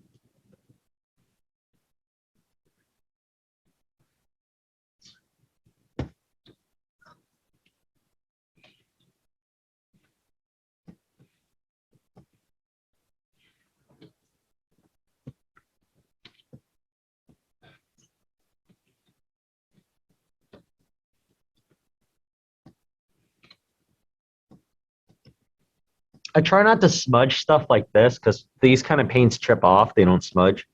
So just be mindful, y'all. Think about your materials. Just grab some of this. And notice how I use like my magic wand to just like grab these parts. And I'll go into these parts again. I'll just like work more stuff. I just want to throw in like a little bit of like these browns.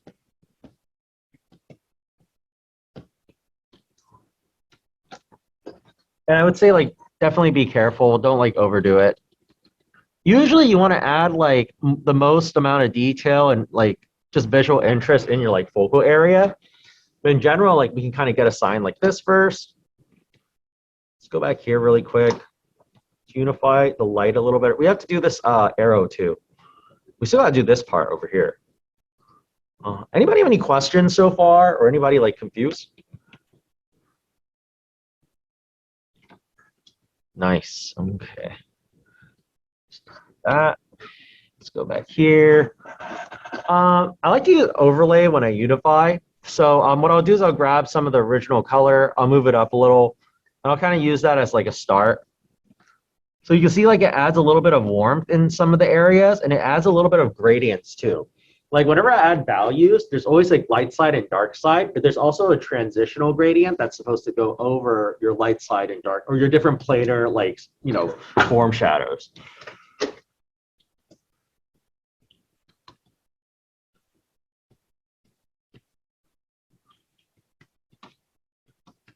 You can see like everything's starting to feel a lot more unified.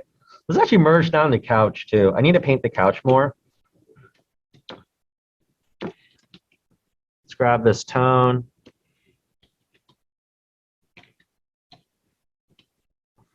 Okay, let's do this first.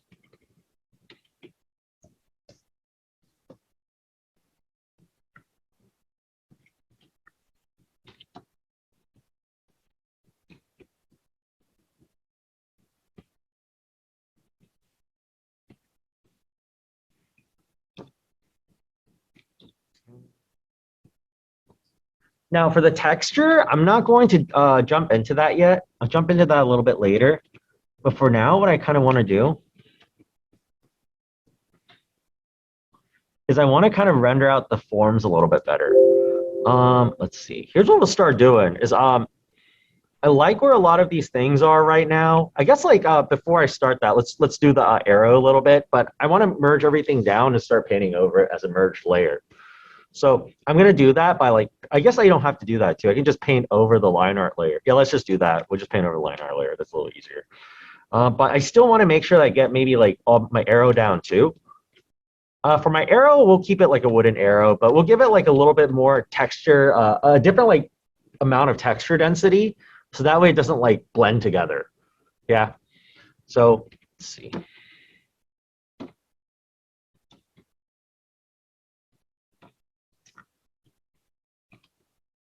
Oh, by the way, this week's theme for the blog post will be a superhero. So anything superhero related. That'll be a fun one. And I will update the deadlines and stuff tonight. I apologize for not having those prepared. It's just been really crazy this week.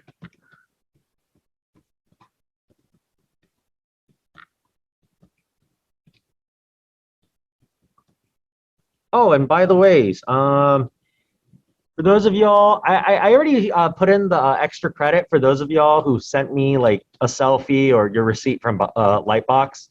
But if you did go to Lightbox and you have like a receipt, or if you have a selfie of yourself, like send it over. I'll be more than happy to give you some points. If you bought a ticket but you didn't go, I will still give you points for putting in the effort and supporting the artist there. But I do recommend, definitely check it out. If you didn't get to go this year, and you want to like get your foot into the industry, like it's a great place to start. Like so far, every single person I've talked to has like given me a really awesome story on like their experience. Okay, so that's good. So y'all can see like the wood over here feels slightly different than the wood over here, so it like distinguishes them apart a little bit more. Okay, so now that we're kind of at this stage, here's what I want to do. Let's go ahead and I'm going to just put all of these inside of a group, which is not actually necessary, I would say, but I mean, I like it like that. So we're going to do it like that. Let's see. So I'm going to make a selection here first, and I'm going to go above, and I'm going to start kind of painting over these things. So let's go ahead and start with the floor. I'm going to go ahead and use paint chips. I love using paint chips for the floor. It gives you like a nice texture that almost feels like it's like overlapping like ridges. And I like starting off with this dirt too, because what I can do is like certain areas that I just kind of want to leave the way it is. I can just leave it the way this dirt is. So this is kind of what paint chips look like. You get some darker tones. It's a hide. And by the way, your floor doesn't have to be like super, super like crazy either. Like I would say like the most important thing is just get like a sense of texture and the sense that it's like a path, or it's like a plane or something like that.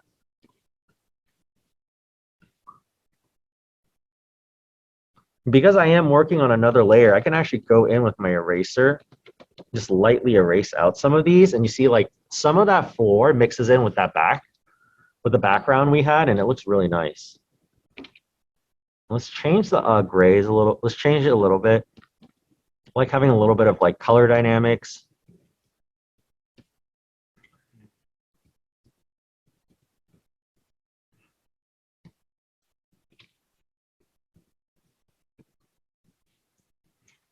Now let's turn off our selection, start working on the grass a little bit more.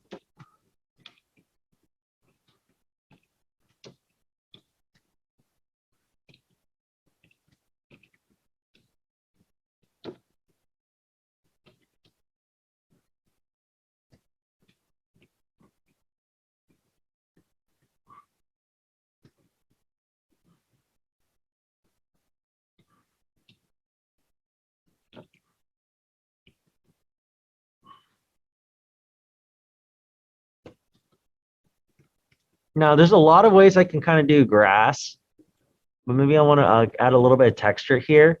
I also want to maybe think about style too, y'all. Like, for example, like just because it looks like grass doesn't mean you should use it for this piece sometimes. Like, you want to think about like, what is it?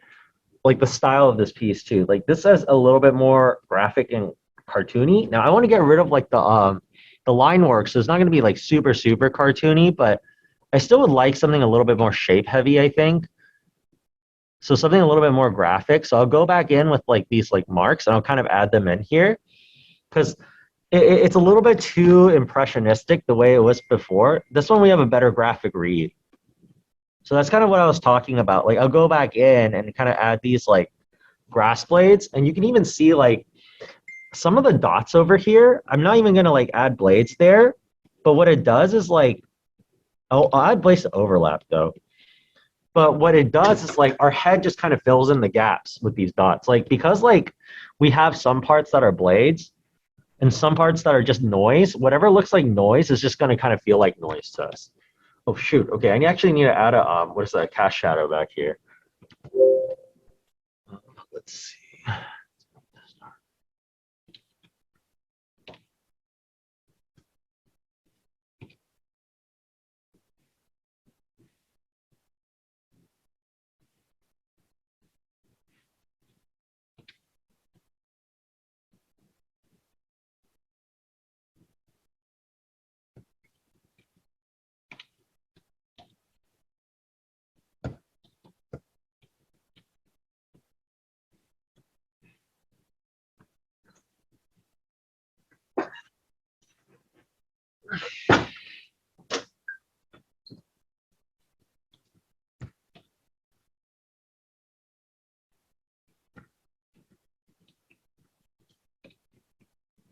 By the way, so we're coming up to the next break. Did you all want to power through today, or did you all want to take a break? Anybody want to take a break? Everyone just wants to power through? All right, so we'll just keep powering through. So we'll keep painting. I may go get like a drink of my soda though, if y'all don't mind. But we'll keep powering through, and then we should finish off the day at around like 2:15.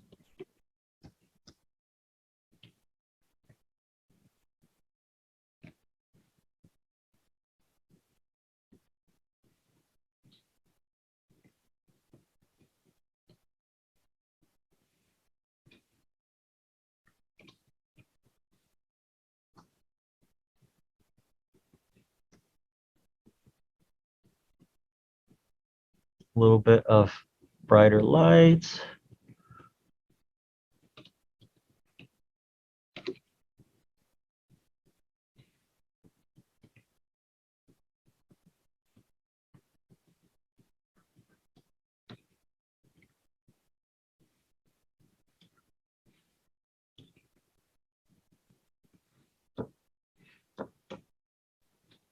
Stones, start working on these.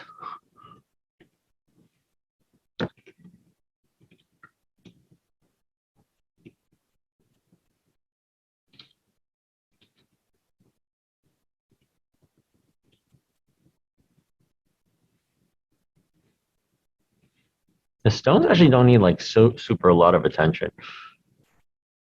Just need like a little bit of like texture and just like form definition.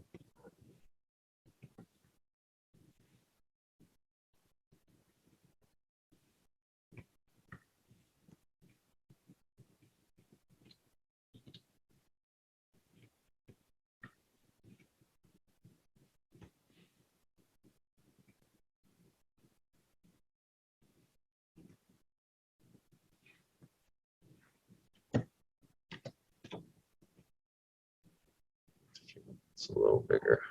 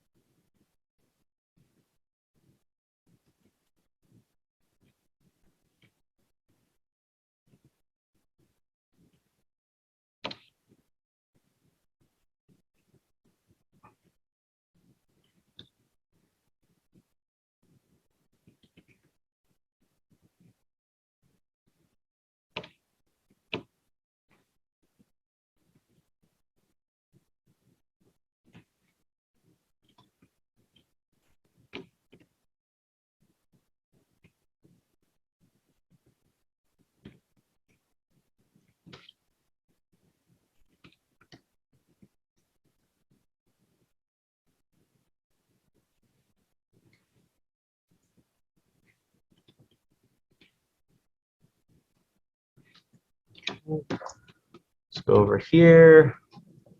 Let's actually fix this. It's actually used to be a little wider, huh? Let's see.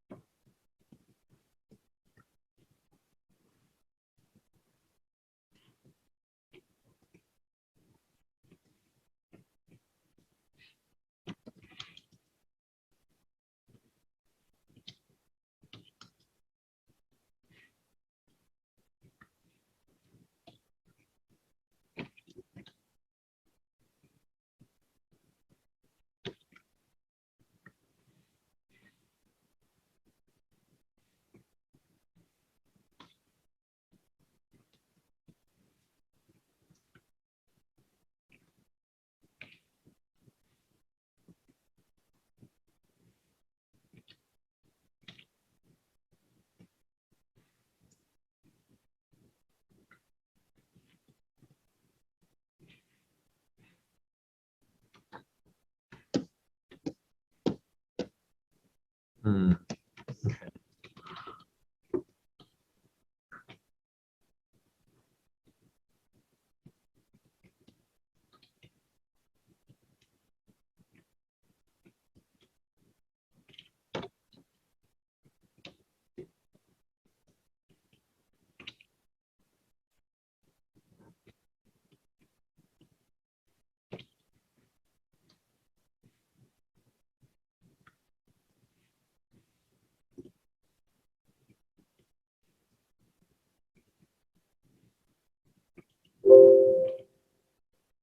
Gotta fix this.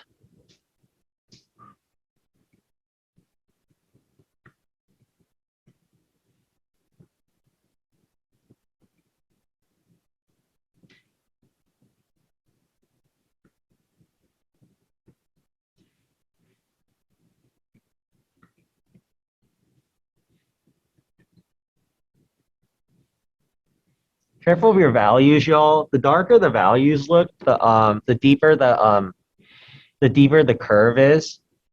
So if I make this like really, really dark, it looks like it's, really, really deep. So just be careful of that.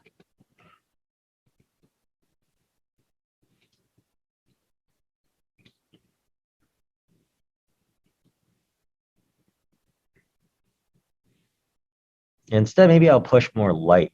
That might actually work a little better.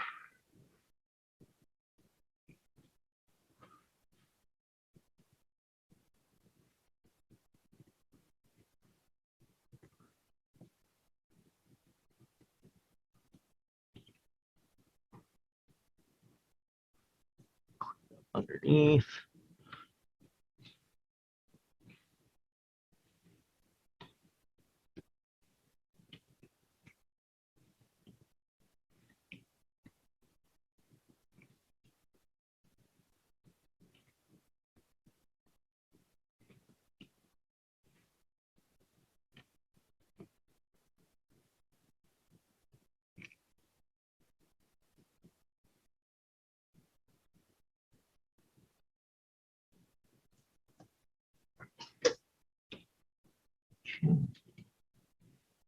work on this part a little.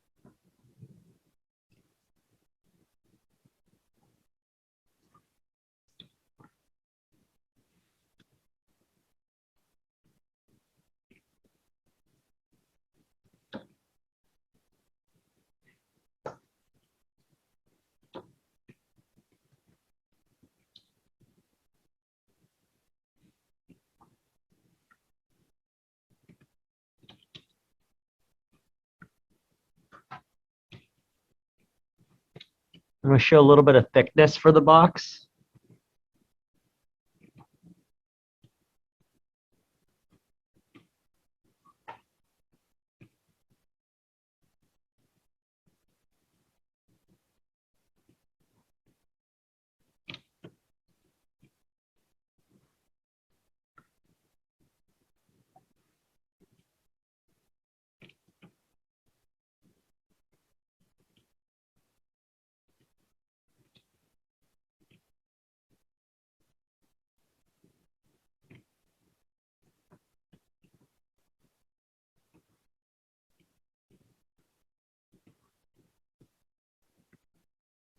A little bit of thickness here.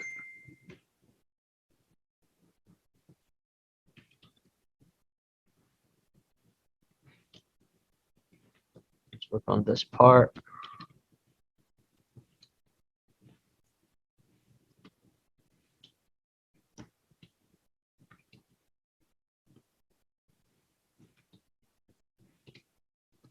Now, maybe we can make the box look a little nastier. Let's look up like a box, like a gross box. Yeah, I need to be more specific because it's bringing me. It's like asking. It's like looking up the gross box like for like movies. Also, I should probably use Google instead of Bing. Box in.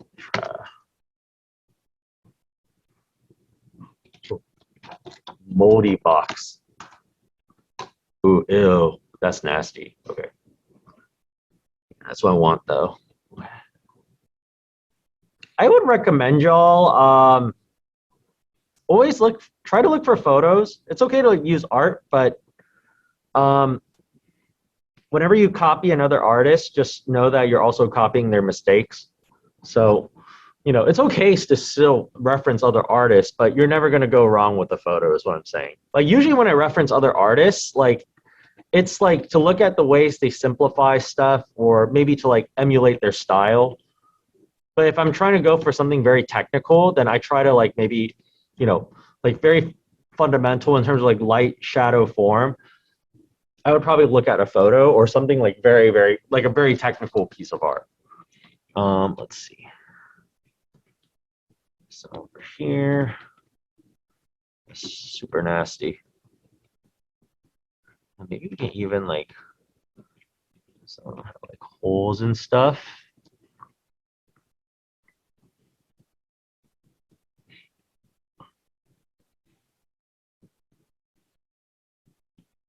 Make it a little.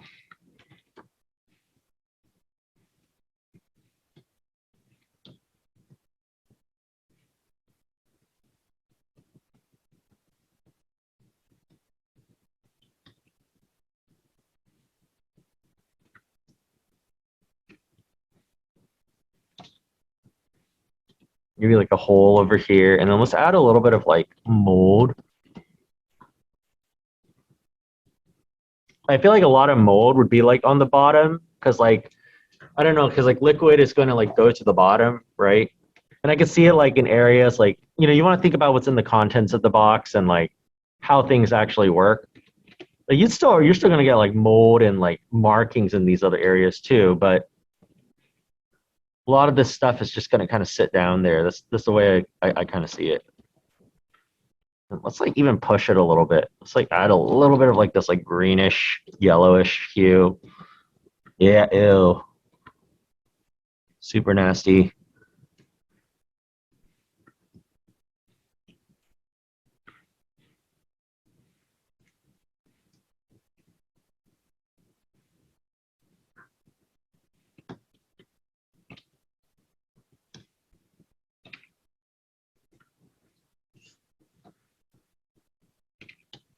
A little bit of light.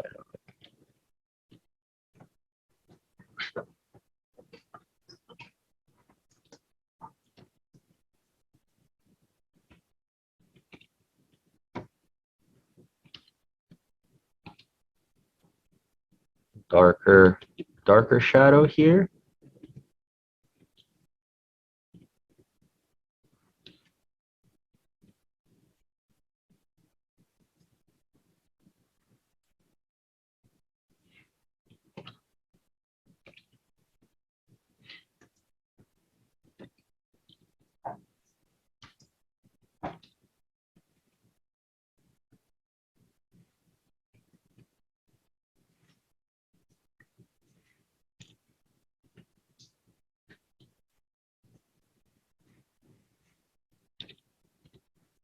Like for the little textures on the sofa, what I want to do later is I'll probably like make like flat textures myself.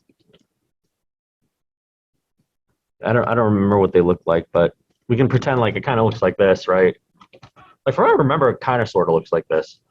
But I would make these flat textures myself later on, kind of like that. And just kind of make a pattern with it. And what I can do is I can actually grab these later, just kind of like distort them a little bit, kind of like this. Now I'll go ahead and just throw in like an overlay, and you can see like it kind of adds a little bit of that texture. We can also play around with it more, like maybe a multiply for the shadow area. But you can see like it adds that texture really, really nicely, right? So that's kind of what I'm going to do later. So anytime I'm kind of painting something, now if I have to be really exact about it, then I will go in and like plot all that stuff. But like in general, like I can kind of just slap on that texture. And as long as I control it a little and like how I want people to see it, like for me, when I look at this, it's really hard to tell what the exact pattern is anyways. So it kind of gives off that same effect where it's just like, as long as we know there's a pattern and we can kind of see that there's a rhythm or repetition, a sense of rhythm or repetition, it's going to just like blend into there. And we just have to unify it to that. But yeah, I'll work on that a little bit more later. Let's grab a different brush. I like the Feng Hua brush. Where is it?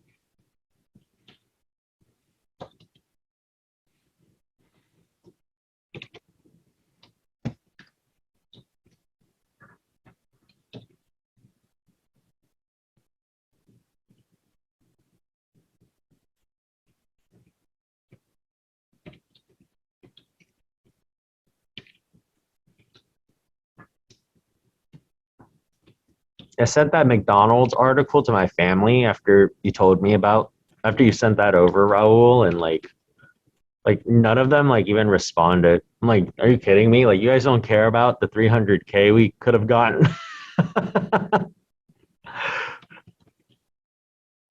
Maybe they're too in shock.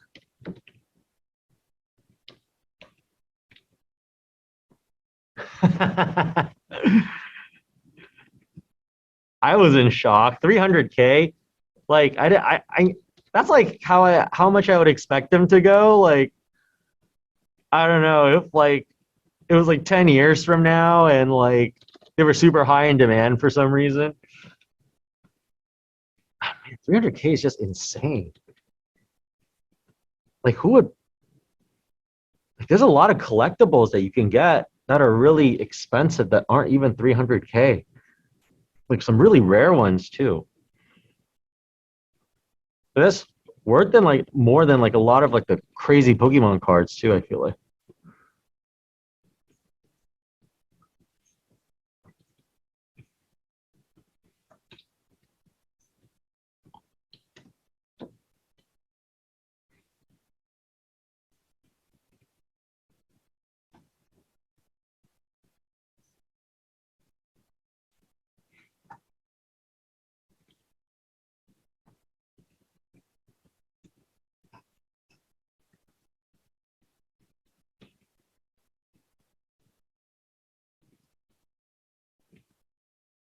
You can dirty it up a little bit too.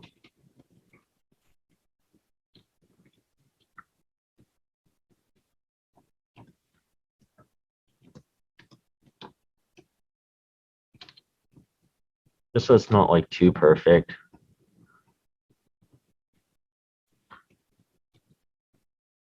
This is like a junkyard, so be okay to like, which is also kind of nice. Like it's a nice little buffer for if we make a mistake, we can at least say it's in a junkyard, right?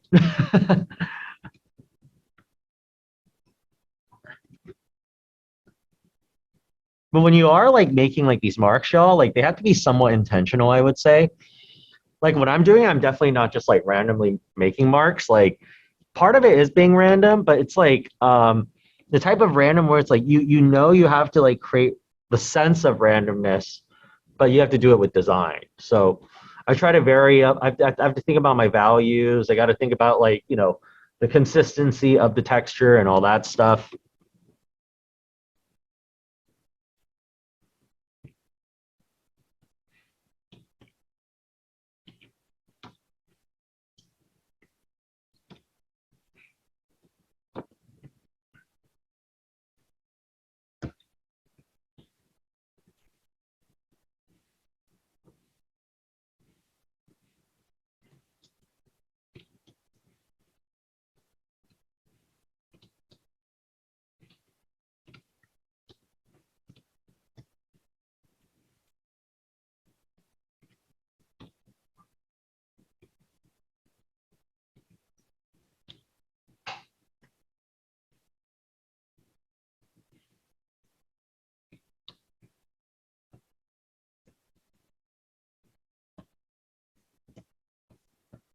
Lower this.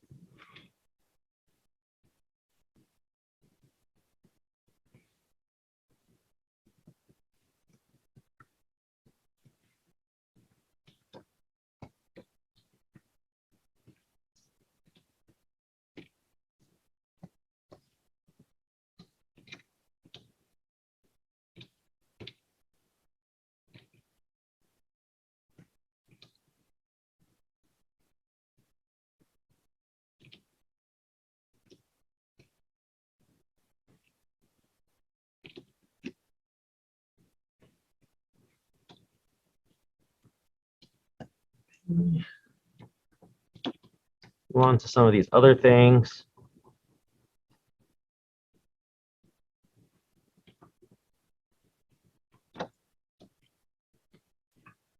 Anybody have any like questions as I'm like working on this?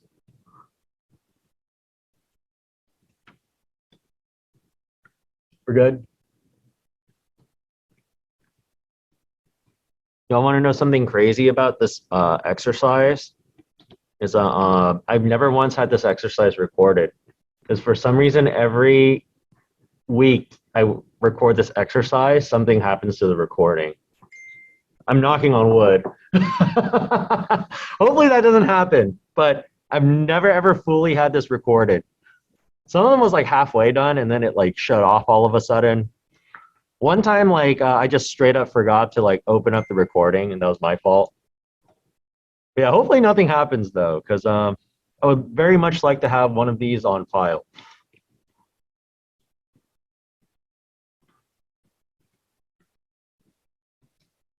The cursed exercise.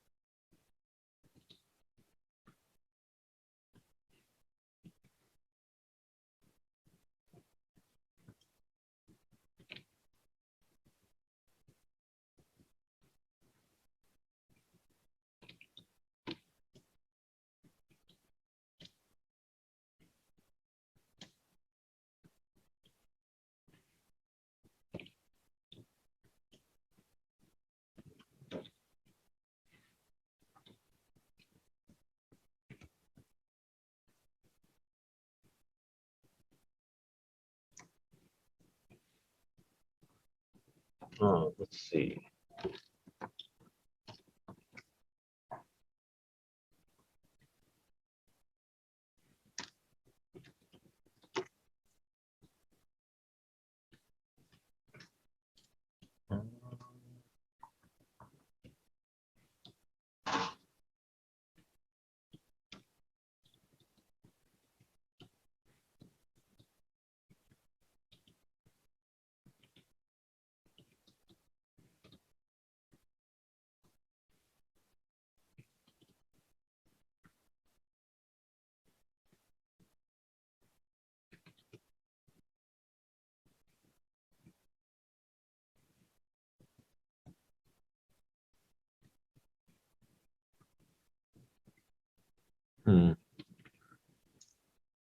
Yeah, we'll think about what I want there. Maybe work on other stuff first.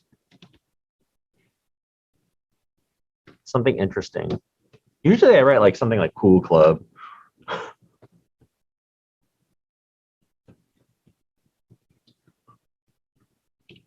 Let's see. Top.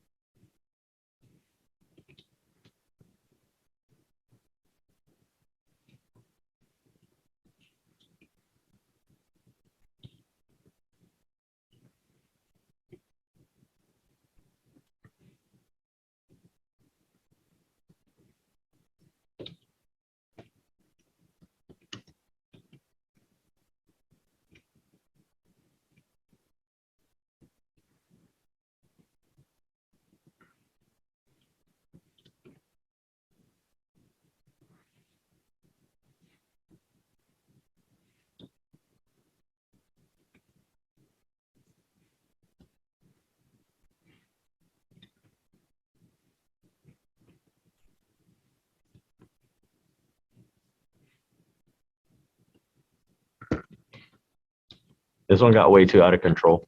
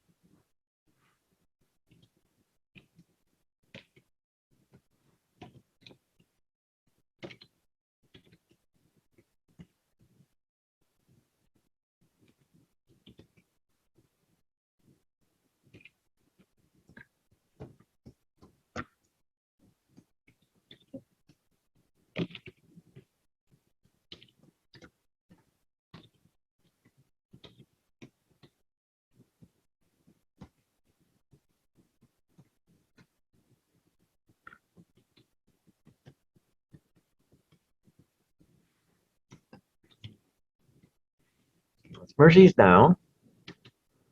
What I want to do is let's go ahead and make this selection. Let's also make these selections. Let's see. Let's go ahead and add an overlay.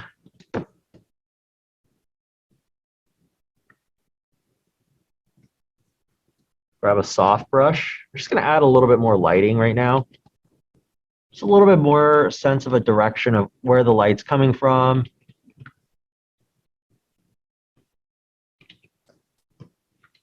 And this is essentially how I unify my pieces is with lighting. Because like technically like anything that the light hits, it's going to give it like a little bit of like its hue. So we're going to get like yellower light areas of light, and then like we can get like slightly bluer or darker areas of shadow.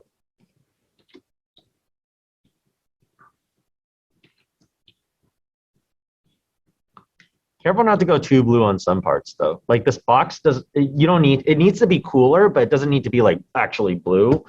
Otherwise you have to make everything else kind of like the same thing. Because like you're going for a more impressionistic style then, right? So you're like pushing color in that direction. So over here, like, I'm trying to go for something a little bit more realistic. So it does need to get cooler, but it doesn't need to be like super blue. Let's see.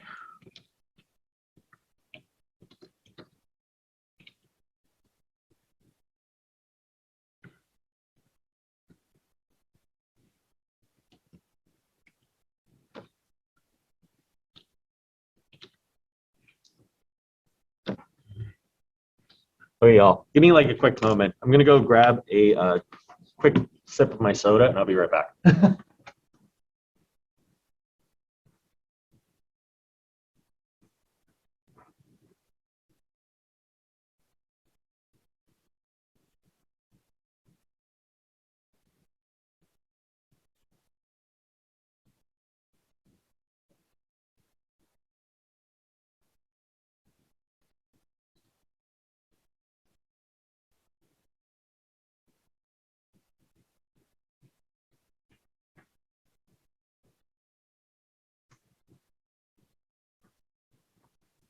All right, I'm back. Okay, I guess like one thing I can kind of start showing y'all. A lot of this stuff is just cleanup over here, so some of it's starting to get a little bit more repetitive. But let's just say I want to like dirty up some stuff, right? So let's go ahead and look up some like maybe like rust and grime texture. Okay, this works.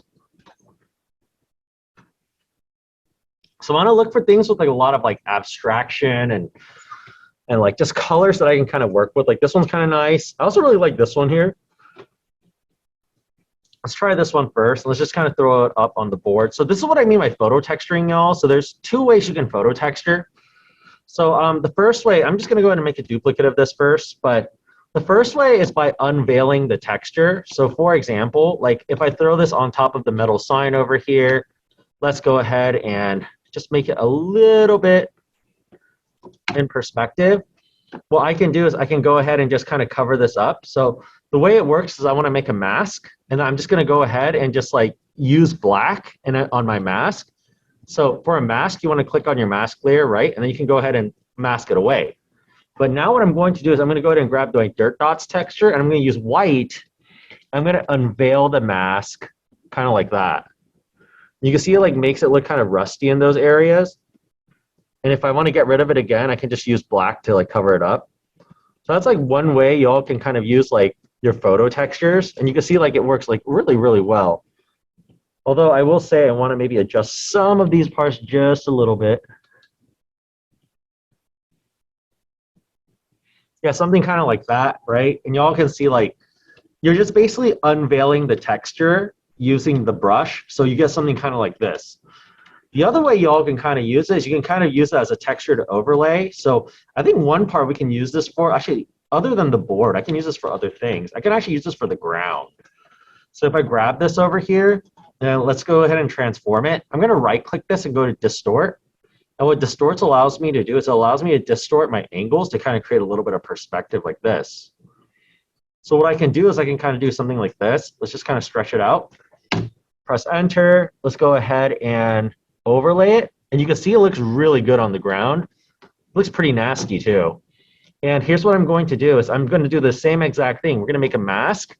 Let's go ahead and cover everything up. So we're just going to erase it all. Then what I want to do is I want to paint it back in, but in parts that I want to add it to. And you can see it makes the ground like, it gives it like a little bit more texture. And then we can lower the opacity here if it's a little bit too much. Anybody have any questions on like photo texturing? We're good. Same for over here. Maybe I want to add some on this. Ooh, some of these look really good. Oh, wow, that's so nasty. Is there one like this but darker? More medium. Oh, yeah, I like this. This is good. Can we just lower it? Ew, look at that, y'all. That's so nasty. How much money would it take for y'all to lick this board? I don't know if I would do it. If I, for any amount of money, unless it was like to save a family member or something and I needed the money for that. Ugh, nasty. I even say we can even grab this and use some of this on this like area over here. It's pretty versatile, this texture. It's a good texture. But the issue with using the same texture everywhere is it starts to flatten your image, because if you have the same, it's kind of like if I said like, hey, what if we just use like very similar kinds of blue next to each other? You know, like everything's gonna start blending together, right? So you want to make sure that you vary up your textures a little bit so that they don't flatten your image.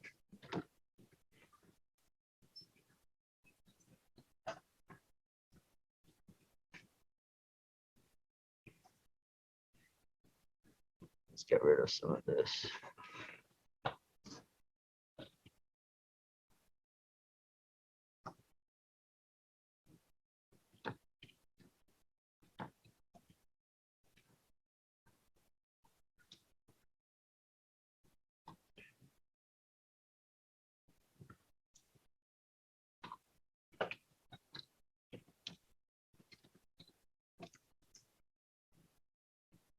Want some inspiration, so our chalkboard sign. Oh.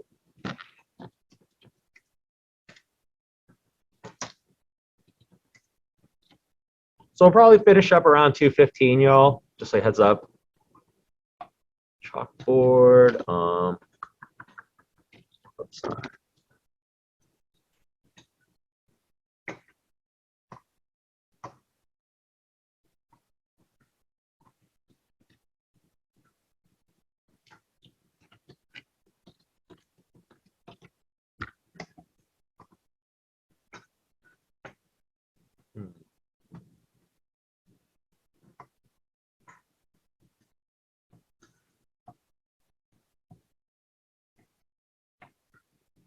I kind of like something like this.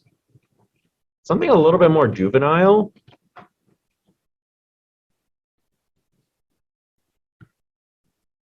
I'm not gonna slap this on though. That wouldn't look right. Instead, I'm gonna like use this kind of as a reference. Let's grab the pencil brush.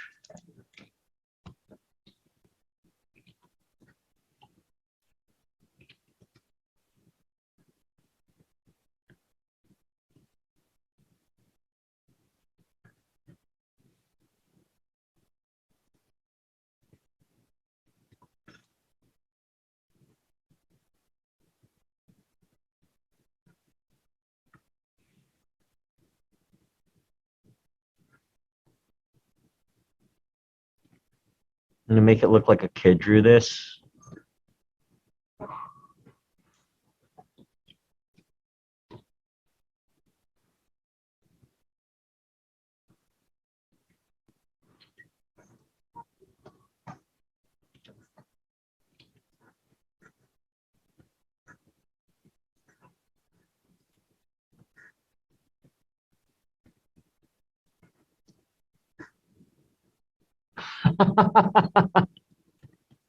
Oh my gosh, I used to love that show.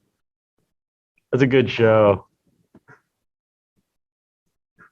Yeah, this is the entrance to Chalk Zone.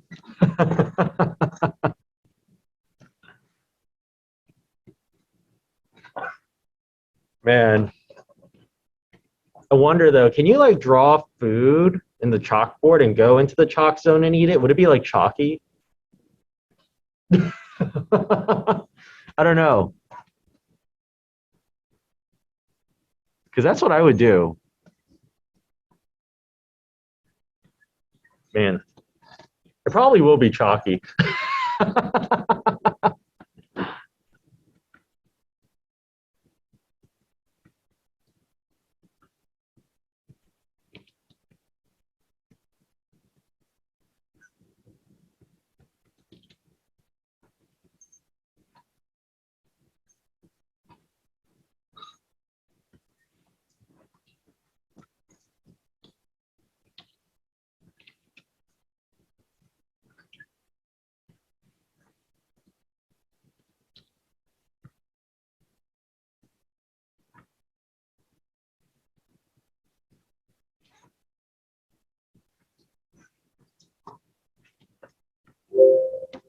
It's kind of cute.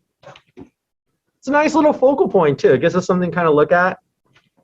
Looks like some kids came here and just kind of made it their own place.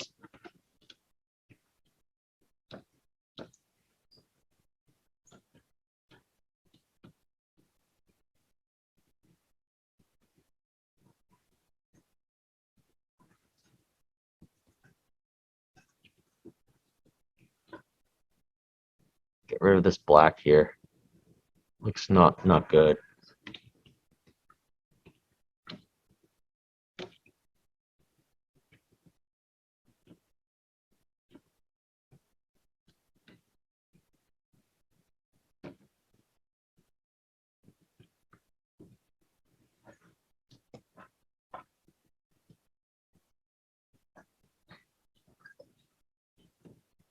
Actually, this shouldn't be black either. That's way too dark.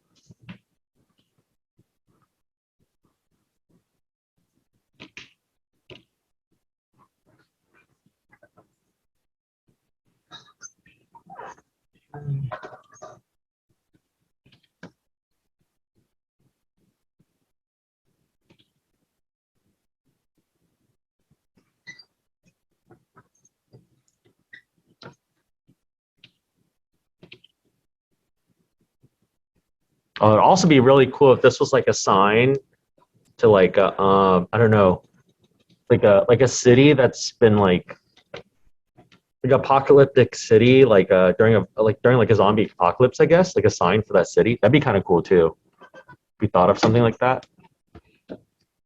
Yeah, have fun with this one, y'all. Like do a little bit of designing. Oh shoot, okay. Open recent.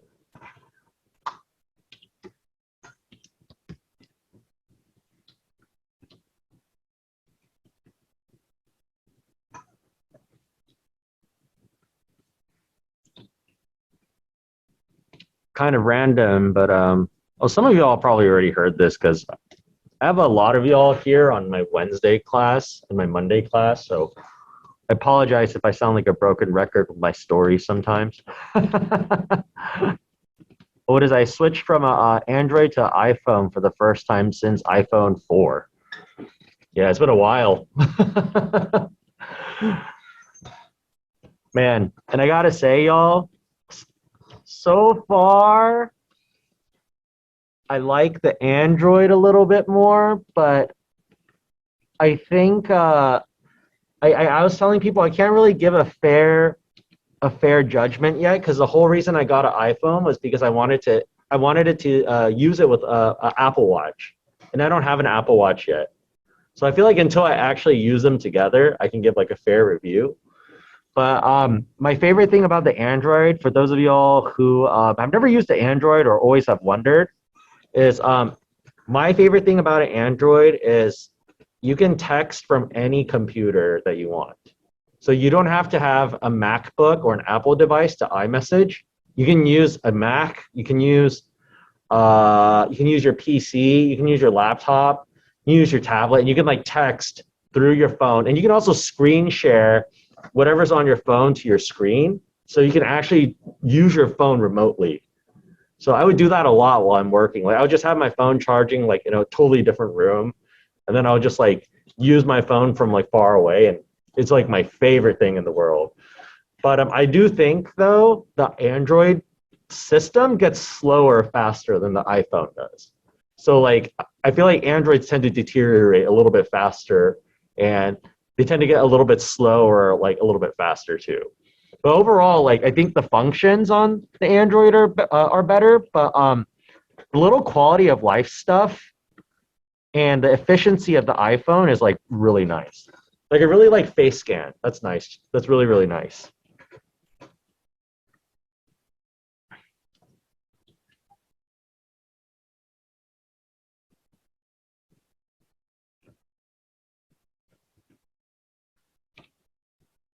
That's my little tech review.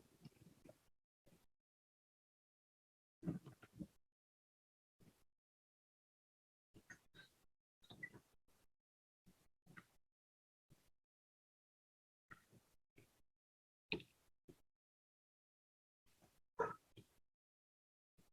was telling my brother he should start a channel called One Star Reviews. and like he would just roast products. He said that would be a good idea.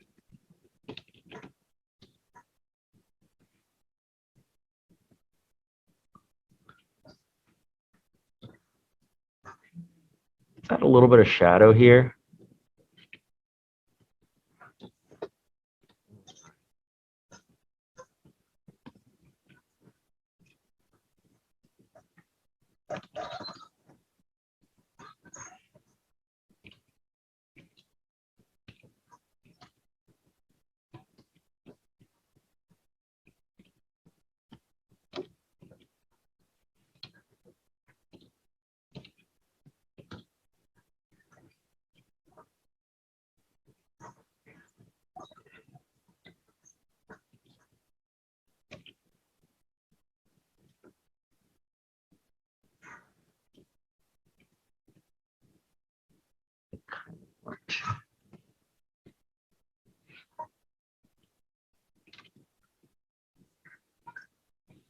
Give it a little more personality.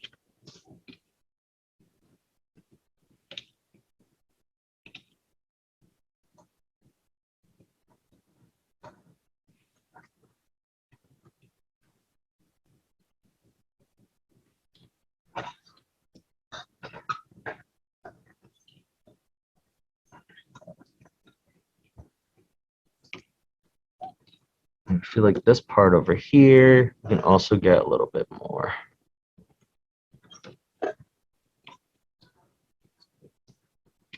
It's like a gradient. It's like such a small thing, but like it makes it so crispy.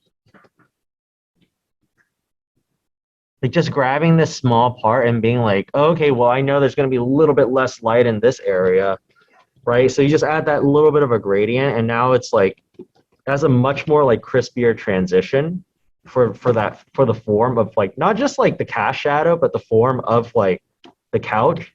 Because we're starting to consider that even this area over here, like you can see it's a midtone and it starts getting into a light, right? Like we're considering that over here too. Might be a little too dark though. Nah, let's leave it. Let's see. Oops. Let's fix that. Yeah.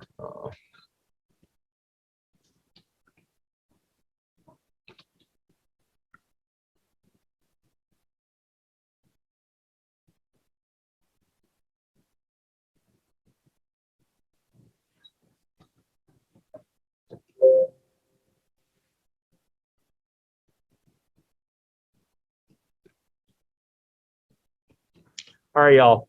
I'm gonna go ahead and wrap up the class here because we did skip our break, but let me go ahead and just kind of go over the announcements once again. So first and foremost, next week y'all do have a speed paint, so it is under the week 9 speed paint over here. So it's 45 minutes, and I would like y'all to do this image.